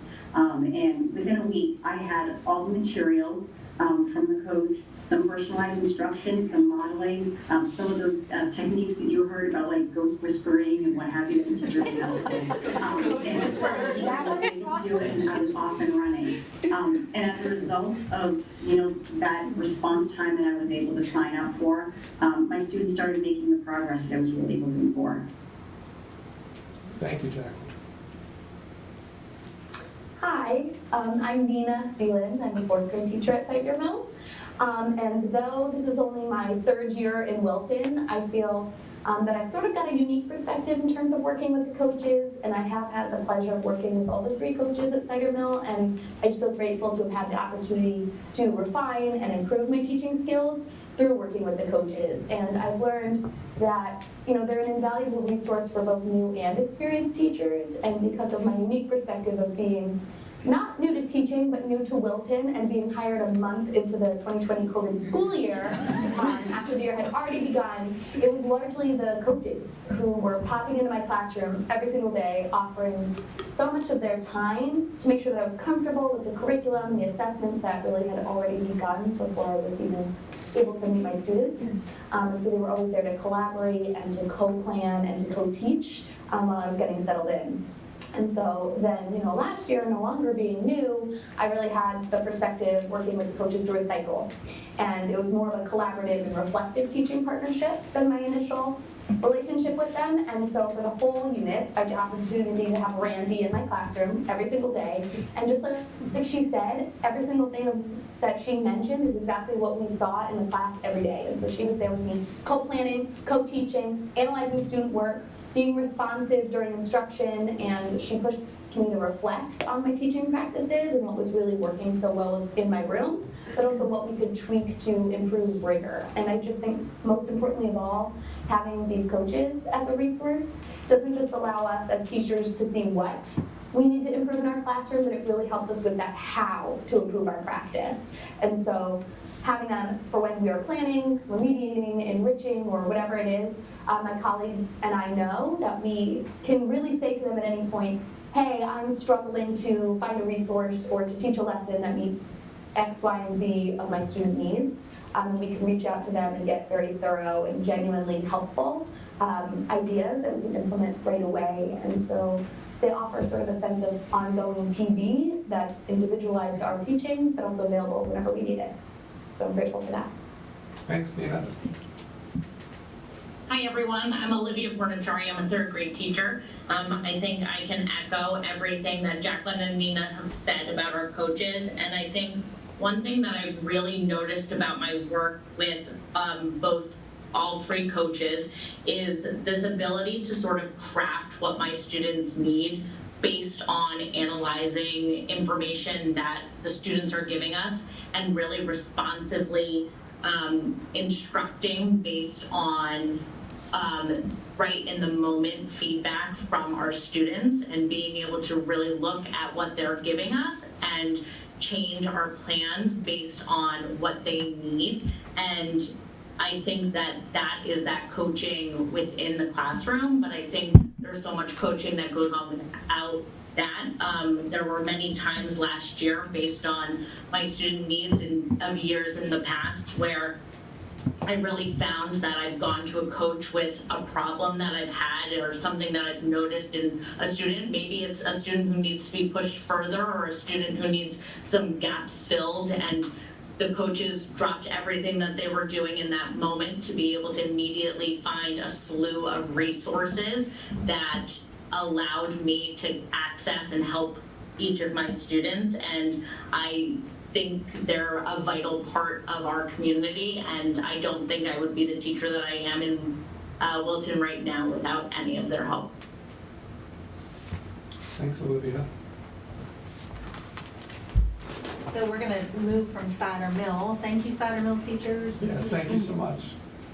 Thank you. Do you want to invite them to, they can stay or they can log off, but I don't want them to feel We like have appreciate to you waiting the whole time. It's perfectly okay if you now need to get back to your kids. Thank you. So now we're going to move back to Miller Driscoll. I have two testimonials from two very talented first grade teachers there. The first is from Andrea Packard, who states, "We're very lucky to have our coaches at Miller Driscoll.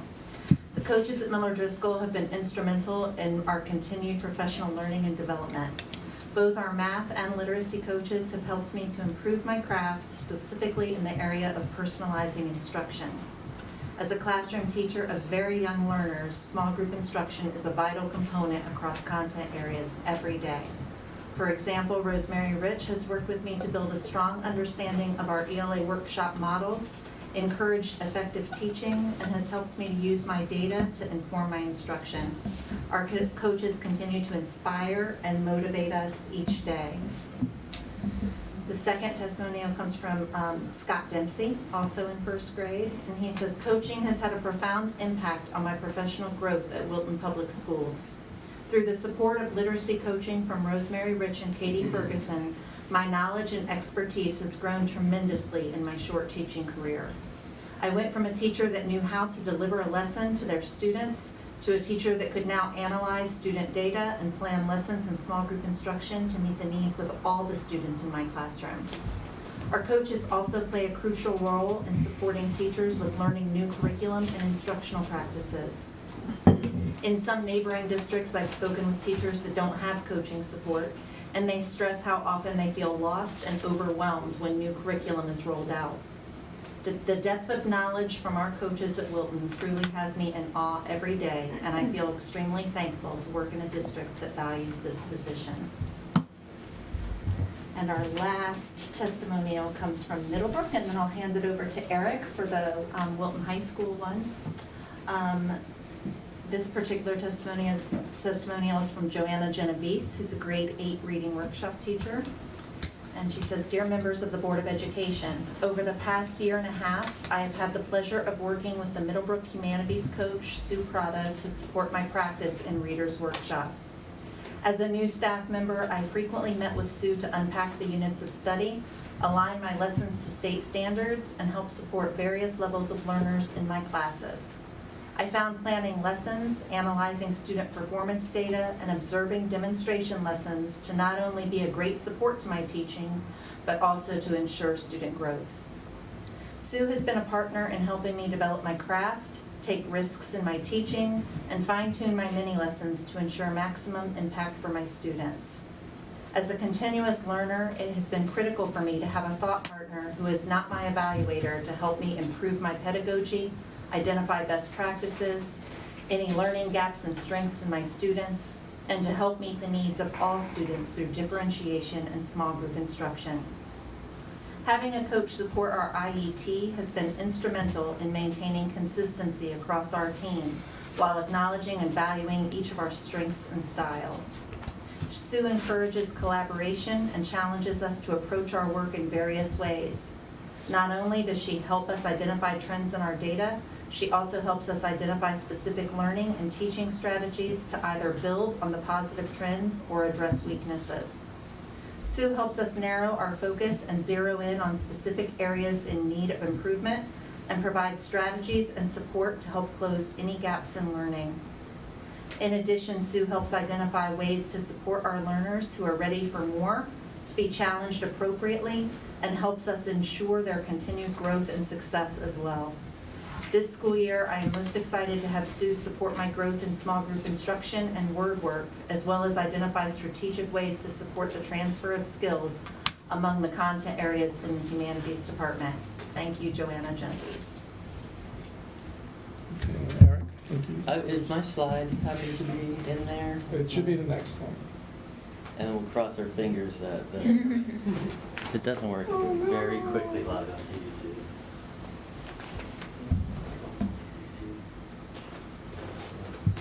Oh, I'm sorry. We're lucky Eric is one of our team. Sorry, yeah.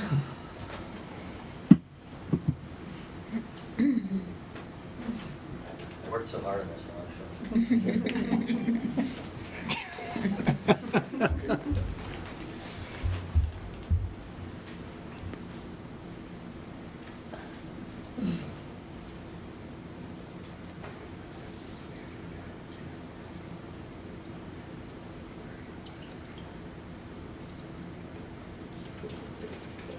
Just don't give away your password, you're on TV. Yeah, sorry about that.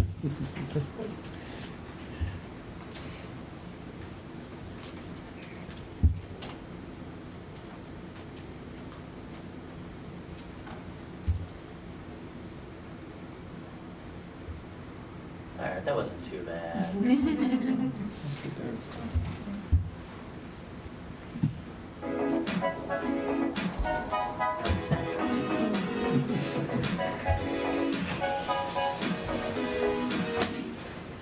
Hi, I'm Kim Salsa. I'm a science teacher at the high school. I've been teaching for 12 years, but this is my second year in Wilton. And having the support of the instructional coaches, especially last year, my first year in the district, as I was transitioning in, was so tremendously helpful. They were constantly there to help me with strategies for whole classes, or working through individual student cases, or to reinvigorate old lessons. They really made it clear to me that Wilton values my growth as a professional, and I can't thank them enough.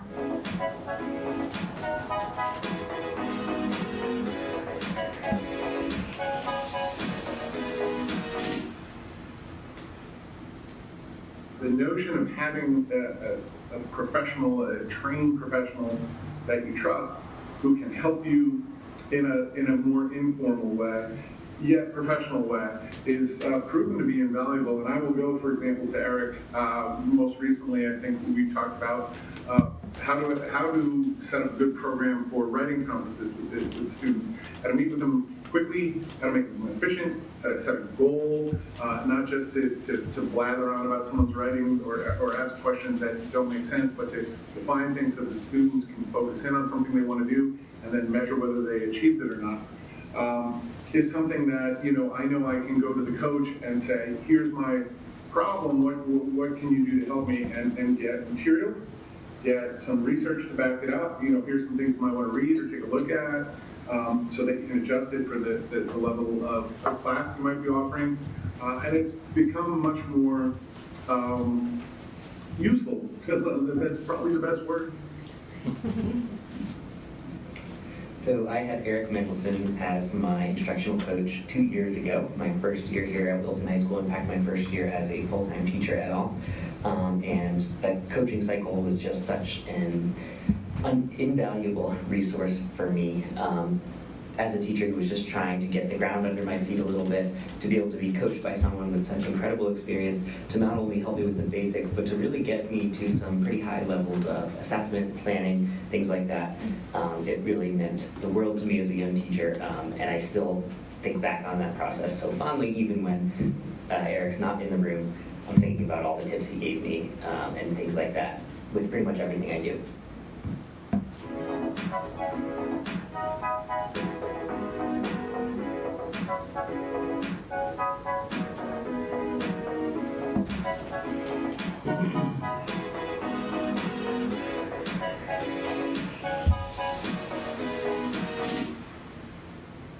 To me, a coach is somebody who guides others in improving their skills and in maybe seeing things that they would not have seen originally in order to maximize the outcomes for their students. And Eric did that for me. He listened to the learning outcomes I had for a particular unit and made me see how in every one of the developmental tasks that the kids were going to do before the final product, how they could actually be involved in developing those lessons so that they could take ownership of them and really feel invested. The product that I received from those students for that unit was probably not something I could have done without his help. I have worked extensively with Eric Mendelson, our coach, over the past couple of years. And we worked together very closely on a Great Gatsby unit that I taught for 20th century American authors. And he really revolutionized the way I designed that unit, as well as how I teach current units. He taught me about organization and structure and transparency for my students so that they knew exactly where we were heading, what was expected of them, as well as we designed a close reading unit within the Great Gatsby that helped me recognize where my students were struggling and also to assess their understanding along the way, as well as designing a self-reflective piece for my students so that I could see their understanding and they could see their understanding. It has been a pleasure working with him, and I look forward to many more units together. Spent my whole coaching budget bribing those people. All 50 cents of it? Thank you, Eric. So I know it's getting late, and just to wrap this up before you get into your more probing questions, can you go back to the presentation? Eric will find it. There it is.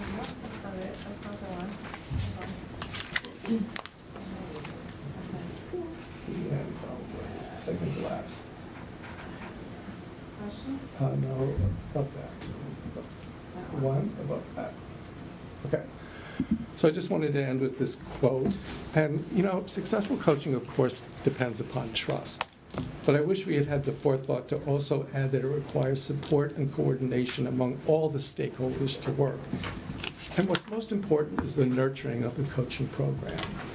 And on that last note, let me try to address one of the more probing questions I received recently.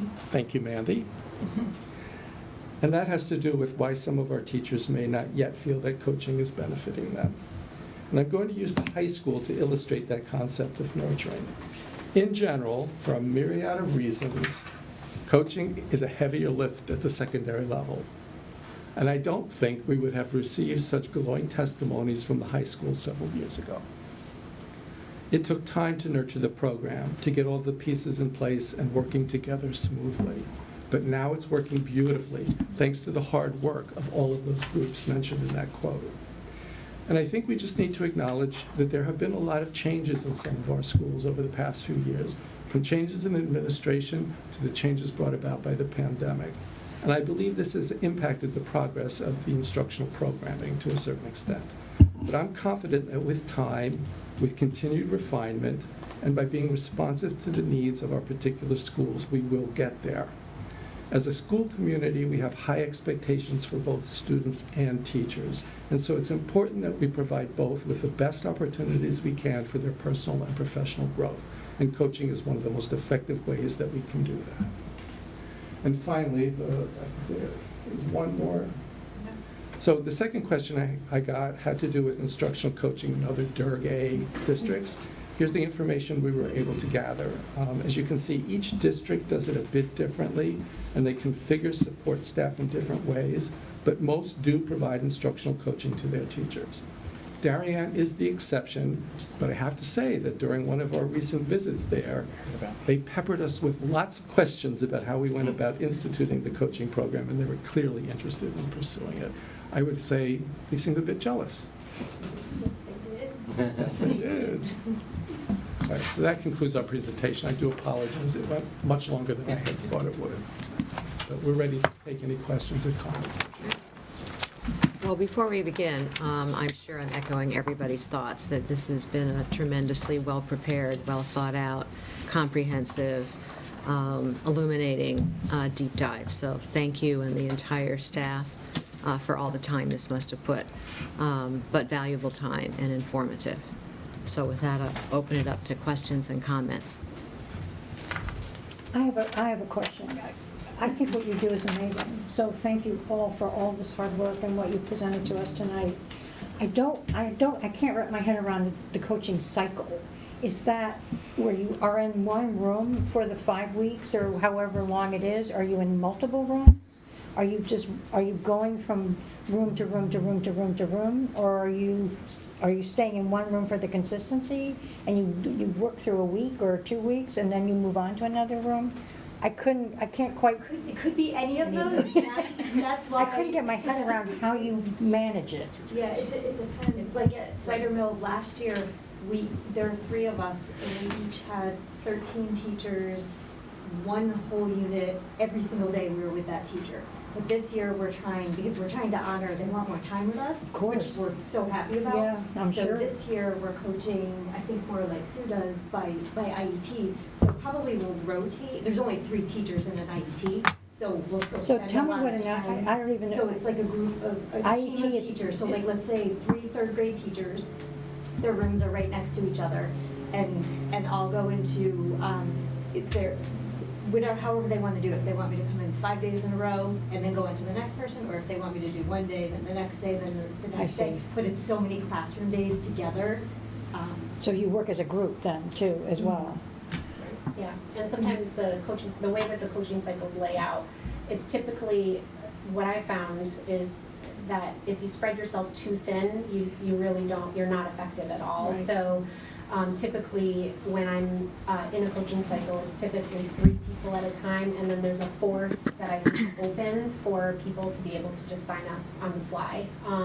So I would typically be doing 4 coaching cycles at once. And then in terms of being in the classroom, it really depends on you going back to those teacher agreements. Usually we'll focus on one class period where we partner up.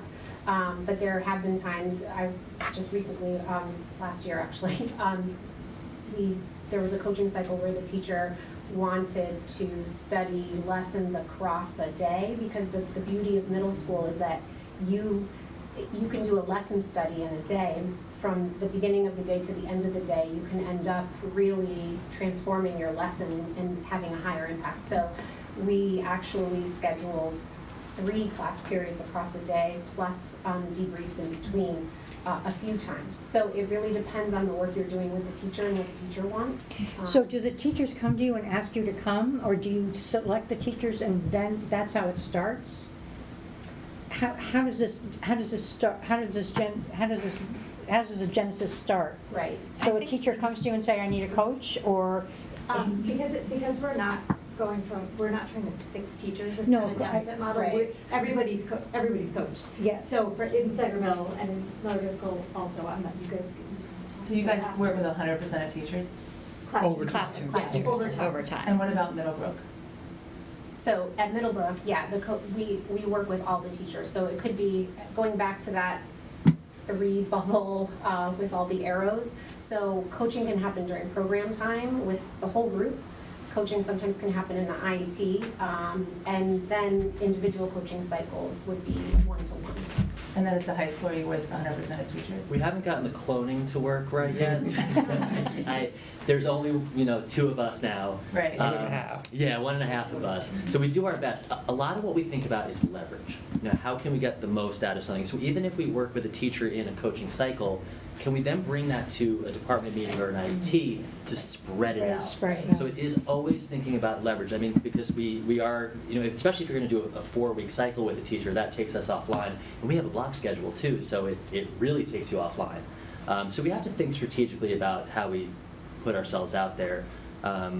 But yeah, again, it's trying to spread things out, even though they might happen in an isolated classroom. How can we share that information with other people? And can we just clarify, because when you say 100% of teachers, Yep. we're not talking every single teacher in the building. These guys are department-based, and so, within the humanities department, within STEM. Right. So like of the math teachers are you So, looking and, at? and even within that, Right. I don't know that, But you're not- particularly at the secondary level, as Chuck was alluding to before, I don't know that and you guys can speak better than I can about this, but I don't know that every single teacher's participated in coaching. Maybe now they have, but either Well, through again, IT I or some think- other way. I think almost everybody participates in coaching, at least through the IET process at the middle school. They may not all engage in The cycle. intensive Yeah. coaching cycles. And I would say that's probably true. Yeah, I sometimes I almost like being defined as a coach is odd for me, but I tend to think of us as professional development coordinators. Like we coordinate professional development across the building. So we'll even do faculty-wide development for teachers. So again, it is thinking about, we can't always get into every teacher's classroom, but we do our best to kind of leverage the higher leverage pieces for us. I think for me, and I know that, first of all, thank you guys so much for coming here. And for me, I get stuck on my being in 3rd grade, and I know that this has been happening, this is the 9th year. And I'll never forget, I was at a 3rd grade conference, and the teacher was like, you have to leave because I have to get ready for the coach, and I want to put my best step forward for the coach. So that was my first, as a parent, learnings of coaching. And, since then, I have heard from a lot of teachers just saying that this might not be the best utilization of funds. And I feel awkward saying that because you guys are all sitting here and I don't want anyone to feel that I'm questioning your jobs. I think it's awesome, and I think on paper and the presentation, I get it. I just question some of the survey results that we look at, where majority of teachers in some of the schools don't find the impact. I don't know that it's a majority. At Middlebrook it was. I'm not sure that all of those, I think we'd have to go back and look. I don't think it's a majority. I think there's a significant minority, Right. absolutely. But I would just go back to the fact that if a few years ago we had done this at the high school, we would have gotten less than favorable results. Again, it takes nurturing. And Middlebrook in particular has been through a lot of changes the past few years. No, and I guess I get just stuck on the, $1.5 million a year for 9 years. It's a lot of money. And I just get stuck on that ROI. It'd be great to say, we have these awesome coaches, and now look at these test scores. And I know that I'm black and white, I admit it, but we don't see that, and that's where I get stuck. Well, wait till our next meeting, because I think you will see. I think we're a contributing factor, but I think we're not, Yeah, like. a lot of things go, it's very hard. That's why I was talking before about evaluating it within a coaching cycle. Right. It's very hard to have a straight line from what the coaches do to test scores, because so much goes into test scores, right? But I do think that you're going to see some pretty impressive growth next board meeting. And I'll say again, I don't think we would have gotten those results without the coaches. As a matter of fact, I know we wouldn't have. I have to echo what Chuck says. I know by experience, certainly at Middlebrook specifically and throughout the district, the the Middlebrook results would not have occurred without the work that the coach did with the IETs and with teachers individually. And we come here, when we came to talk about unfinished learning and how to secure unfinished learning, and we talked about the accelerated learning framework. Those initiatives can't happen without the coaches there in the classrooms as they are. This is such a better model than professional development, going to workshops and trying to garner one or two things to take back to your classroom, but you've forgotten in the car on the way home. And then you're standing in front of those kids and you're trying to come up with the idea that you learned 2 days ago. I mean, having done a lot of workshops and having given a lot of workshops, and I remember teachers just saying to me, just give me one thing to take home. And this model is so much more effective because of the immediacy of what you can do with the teacher while they're doing the work. The learning is 10 times better. We strive for it to be embedded, and one thing that stays in my mind is something that Dr. Kevin Smith said at our convocation, right? Our thing this year is getting better at getting better, thinking about continuous improvement. Yeah. And we all aim to be an integral part of that, right? Because we hope to democratize best practices, as Eric was alluding to. And, if what we do, our ultimate goal is that it's replicable. So if a teacher and I collaborate, and this teacher now feels empowered and has seen growth in that student achievement, theoretically, then that should happen for every subsequent class said teacher has, right? If it's impactful and has staying Well, it's just power. gonna make That's not to better say it works teachers. perfectly all the time, but that is the ultimate goal. Yeah. I just worry about the impact. I mean, there's so little of you. It'd be great if we could just clone all of you guys and have, Do you want to spend more money? Well, I know. Let's put it that way. But for the amount of money that we're spending, which is a lot of money, I just worry about the impact that so few coaches could have on so many teachers. I think they're pretty savvy about maximizing their impact. And Mandy, I don't know what price you put on achievement. I can't answer that question for you. Chuck, that's a great question. I wish I could answer that question for all of us. It's hard. But, to see some sort of results would be. Let's look at the data we get this time.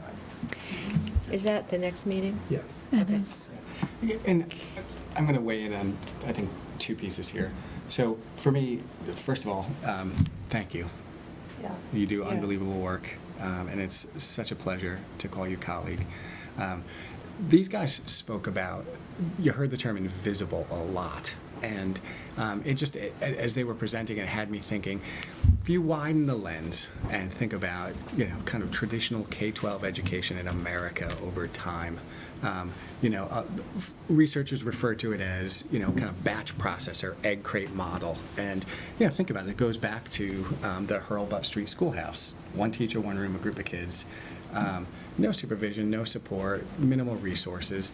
And I don't know, I think about from the national view, the value our country places on it. We value the 6 hours and 35 minutes that a teacher's in a classroom with kids. That's what's in the contract, right? When we conceive of what a teacher does, that's the time we orient ourselves to first. But the reality is, both for our classroom teachers as well as for our instructional coaches and every other player in the system, there's a whole invisible network of people at work focused relentlessly on getting your kids, my kids, their kids, to think more clearly, to achieve more highly, and we don't talk enough about valuing the invisible system. And I'm anticipating too, as we get into budget season again, we're going to get pressure on some of these points that people don't value because they don't see it, they don't understand it. And so, to your question on investment, the salaries of our 10.5 coaches,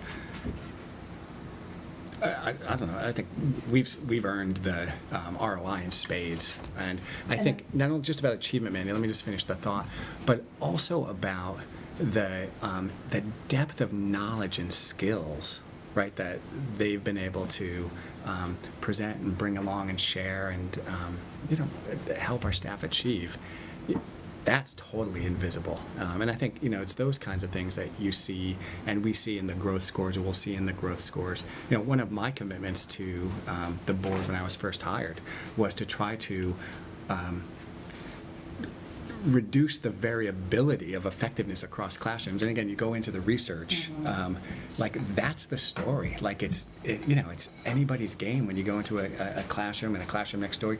You don't know because effectiveness is really hard to measure. And so I think when we listen to the technical expertise of these folks and then the feedback from so many other colleagues have provided about what that means to them, I don't think you can put a price tag on that. No, and I agree with all of that. It comes back to the surveys for me. And if the teachers aren't feeling that impact, that's what worries me. Yeah, and I think, nobody here would argue with that, and I think that's a really good question that I think we have dug into that. We need to continue to dig into that. Because the teachers were saying, yes, this is amazing. This is helping me. And I think the testimonials is great, but I'm talking about the teachers who aren't comfortable with testimonials. Yeah. That's what. And why? That's what makes. Yep, I think nobody here would challenge that. And I think the purpose of those surveys is for us to take that information and make continued refinements. I mean, I think that's how we got to where we needed to be at the high school. Did we have a survey last spring? Yes, I didn't realize what you were talking about. We had a. Jen brought it up now. No, I'm sorry. We have a committee for teacher evaluation, and every year we are required to survey staff about the learning management system we use to manage the forms. That committee tacked on some questions about professional learning, of which a few were about coaching. So yes, I can share that with you. I didn't realize, again, you said it was about coaching. In my mind, it was about the other thing. Right. It would be great to see the free writing in those. I'm willing to do that, Mandy, as long as it doesn't have personally identifiable I totally information. agree. Yeah, totally agree. And so I think I was heartened to hear that the model was changed in 2018 in response to feedback. Some feedback from the program and areas that the participants in the program felt that the direction needs to be more student-centered and student-focused. I would like to, I think, continue to see, perhaps, if we can identify continuous program developments that are on track or online as to how we're going to continuously improve this continuous improvement program. Second to that is, I'd like to maybe understand a little bit more the goal setting process. Because I think that there are certainly like district goals, and there are building goals, and there are grade goals, and there are teacher goals, and there are individual student goals, and how they kind of all feed in together to make sure that we're kind of looking at this as a holistic system, that this program is kind of moving from small hurdles to meeting our larger goals. So you have asked a $64 million question, and I think when we get to the continuous improvement part, you're going to be hearing a lot about what is high-quality instruction, and do we have a shared understanding of what high-quality instruction is. I think until we really are crystal clear about that alignment between goals from the district level to the student level is not going to be as clear-cut as we would like it to be, but that is the direction that we're moving in. So I think just hearing more about how we're trying to get there within the program would help me kind of see a little bit of a larger picture when you look at the program and what as a system we're trying to deliver to our kids within what is unfortunately finite resources. I think for me, for the coaching, I get it at the elementary level. We've got one teacher teaching multiple areas, right? And so coaches are invaluable, right? Because you bring in a different lens for things that they don't specialize in. I think when you get to the secondary education, it gets a little more tricky because they are, right? They're specializing, they're teaching one subject area, and then maybe they need support within that area. My question, I guess, would be, because this always comes down to Middlebrook, and maybe Middlebrook hasn't totally caught up with, coaching at the other schools yet. Is it the right tool for the majority of our teachers at Middlebrook? And have we ever sat down and actually asked all of them, is this the best thing that can support you to support our kids? And maybe for me, it just comes down to that one question. And just, this was rolled out well before the three of us got on the board, and I feel like it's been a constant conversation. And I know that you guys keep making changes, and we're hearing it from some people, right? That, oh, this is now like, we love it, and it's been great. I do still think that there are a number of teachers that haven't totally bought into the value of it. I would agree. And just maybe making sure that even if we're going to continue coaching at Middlebrook, that we're also finding a way to support those teachers as well, to making sure that they have a way to grow within their own discipline and support the kids. Yeah. And I mentioned before, professional learning is very complicated, and we do many different things. Coaching is one aspect of it. Right. So, yeah, we would never put all of our eggs in the basket of coaching. As a matter of fact, you've seen through the budget the amount of money we spend on various workshops, conferences, opportunities for degrees and further development. So we would never close off anybody's opportunity to learn in any way. And again, I would just reiterate, it takes a while. It took us a while to get to the high school.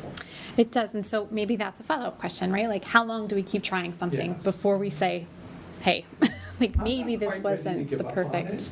But maybe at some point we would get to that point. That's right. So I think it might be interesting for me to, if there's some way, because I do think that there are some parallels to the business world where management brings on changes and how those changes are implemented and the buy-in to those and how effective that can be, and because it takes some people longer to come along than others doesn't necessarily mean that there isn't value in the complete enterprise. But I think it would be interesting if we can, if there's some way that we can look at maybe like the measure of uptake or interest over time, or perhaps even look at that alongside with the implementation of some of the accelerated learning model changes and some of the more continuous improvement changes that are moving forward, and how perhaps maybe the use of those two moving together if that has changed outlook or mindset on from various actors within the building. I think that's a really good suggestion. So what I'm hearing from everybody is that maybe at this point we could get together a group of people from Middlebrook and maybe some central office people and do one of those plan, do, study, act cycles where we study what's going on and see if we can make some improvements. Yeah, I think that you took the direction for more of the student focus. I think that theme is still there, and I think that now we have some other tools that teachers are actively using to drill into how do I best get the best out of each particular body in the seat in my room. So if there's correlations between those two pieces of work, or to see perhaps, okay, I'm getting it a little bit more now, but maybe if I had this I can see it better. Those types of ideas. Well, I think, I'm sorry, Nicola, did you? Oh, I often wonder at Middlebrook, because is there a correlation between how long a teacher has been there? And I mean, I've spoken to a lot of new teachers at Middlebrook who find it invaluable. Do you spend more time with newer teachers? Is it like a mentor program with a new teacher? No, they participate in the coaching similarly to veteran teachers. So the way that it typically happens is, like I said, it might be an IET cycle where the 3 people are engaged in a coaching cycle together, or it might be individually. With new teachers, there is an entry, right? I think Eric was just talking about with new teachers, when they come on board, they do have some very specific needs that may actually live outside of a coaching cycle work, and we do support them with that as well. So it's just an additional layer of support for new teachers. It's not necessarily, I guess, different. It's just an added layer of being in the building. So at Middlebrook, do you spend most of your time with newer teachers versus? I wouldn't say so, no. I wouldn't say at the time is different. And does every subject at Middlebrook receive coaching, or is it more the math than the English reading workshop and writing workshop? I think it's pretty evenly distributed in humanities. I have to say we've been focusing district-wide more on math and science. Was that true? Yeah. Yes. Science has not been focused because math has been house on fire. Although I think, Victoria, you said we were doing some science things, right? So, but we're getting there. Chuck, maybe that's a nice way to break it up too, right? Like how many of our teachers benefit from the one-on-one versus how many benefit from it being in the IET Yes. versus how, right? Like maybe that's a better way for us to understand how it's best being utilized and how many of our teachers are truly benefiting from, the program itself. And this truly, I echo Mandy, this has nothing to do with any of you guys and your ability, and we truly see the value in that. Many of you guys know I'm a speech pathologist and I supervise, and I get it, right? Like, I want to see them do stuff and they want to see me do stuff, and that's how we all learn. So I truly get the whole premise behind it. It's really just, I feel like we're under fire these days with a budget and numbers and trying to make sure that every dollar we're spending is at its max. And I think that that's part of the community questions. So it's nothing personal. I hope you guys understand that it truly is far from it. There's always room for improvement. Yeah, for all of us, right? We didn't believe that would be pretty hypocritical. Yeah. And Chuck, as a follow-up, I would love to understand with what was it called, the instructional leads that we used to have? Is that what it was? The That's IL? Instructional leaders. Yeah. We still have. So We still have them. But at Middlebrook specifically, how the IUT, sitting down as an IUT versus the IL, like how that, and we can have that as a follow-up, because I know it's getting Sure. late. So just so I'm clear on your question, you would like to know how an IL can support an IET? Yes, so like versus a coach, because if the coach is doing a one-on-one and the IUT, how an IL could do the IUT. Sure. And what's the difference between a department head and an IL? Yeah, we use the term generically, but they actually mean different things in different Yes. buildings. Right, so Where did we yeah, I get think all we of have to these? put together a Yeah. glossary IUT, and a history. IL, Yeah. DH. I know, it's terrible, I was isn't in it? Washington, Carol, it's a lot of that. There's just layers of it. There are building-based ILs, there are district-based ILs. Some do K-8, some do the high, it's complex, it really is. I do think that an IL could support an IET as long as the schedule allowed them to attend the meetings. Right, But that might not always be possible. right. You guys had talked about at one of our teaching and learning meetings, the math teachers at the high school had really kind of revamped their program in a way that they were, videoing each other and kind of sharing information that way, which was great because they couldn't all, with their schedules, get in to see somebody else's lesson, and which is kind of a cool Yeah, kind of thing to do. yeah. Just to say, we probably need a coach to help coordinate that. And that's the So bottom line here. I don't know how much of the work could get done without the Yeah. coaches. They're such an integral part of the way we do things right now. To take them away, I'm not clear how things would work.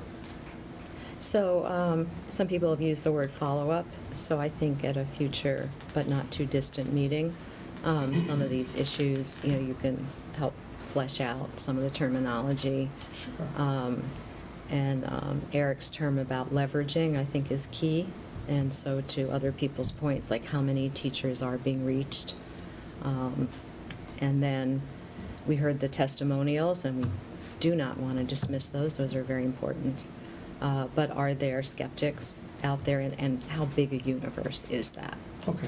A person can be loud, or there can be lots. We don't really get a sense of scale. So again, I think... I don't know that I have that data because much of our survey data is anonymous. Sure. The comments might be... But I think principals would know. I think Yes. coaches would know. I think you can get a sense of, is it 10%, 50%, and that makes a big difference. Yes. And then, again, going back to the idea of leveraging skills, and something else that I guess all of you said was, teaching is, every year it seems that there's more research on it, there's more technical skills, there's more of a desire to reach every single student, no matter what level, no matter what the learning style is, and see him or her grow. So as teaching gets, the demands to me are getting much different than they were like when some very old people like me started teaching, where it was much more like what's in my head. It's my job to help you all kind of get what's in my head. And it didn't matter how many people you miss along the way. Now it is very, very different because it's the student engagement piece and the technical piece. Yeah, I'm not sure exactly how you could do those well without something like coaching, because you've got to get it into the fabric of instruction, which is a very different model than the 80s, the 70s, the 60s, and we won't go further than that. But, yeah. You articulated that really well, thank you. So, no, well, anyway, but there are some big questions still remaining. And obviously, as a board, our job is to figure out, is the investment worth it? Does it need to be, is it right-sized? Okay?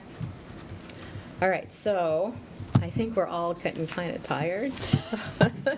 And we really, really appreciate, again, everybody's thank you. efforts and just a spectacular presentation.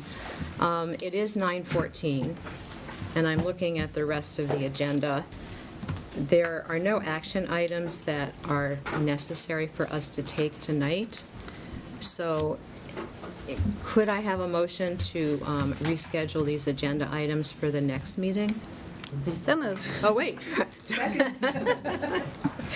Okay, so we will bring back the policy and our goals. And I think in order to not drag out the Board of Ed goals or the superintendent's goals, if you have questions, suggestions, edits, you've got the written draft, so pile on between now and then. And the policy, the first read, Deb, did Yeah. we email the policy committee if we have any? Yeah, that's a great question. Yeah, So then get we'll your be voting on questions these out. at the next one. I'm not sure about We'll the, do two. Just check, yeah. yeah. So it'll be at the October 6th meeting would be Got it. when the first opportunity. Yeah, no, I don't mean to short-circuit the policy process, Nope, but if got we it. can get on top of the questions. And the goals, again, they're goals, there's no deadline there, but I think the more quickly we move between meetings with suggestions and questions would be helpful. All right, we see our timeline. Are there comments from the public?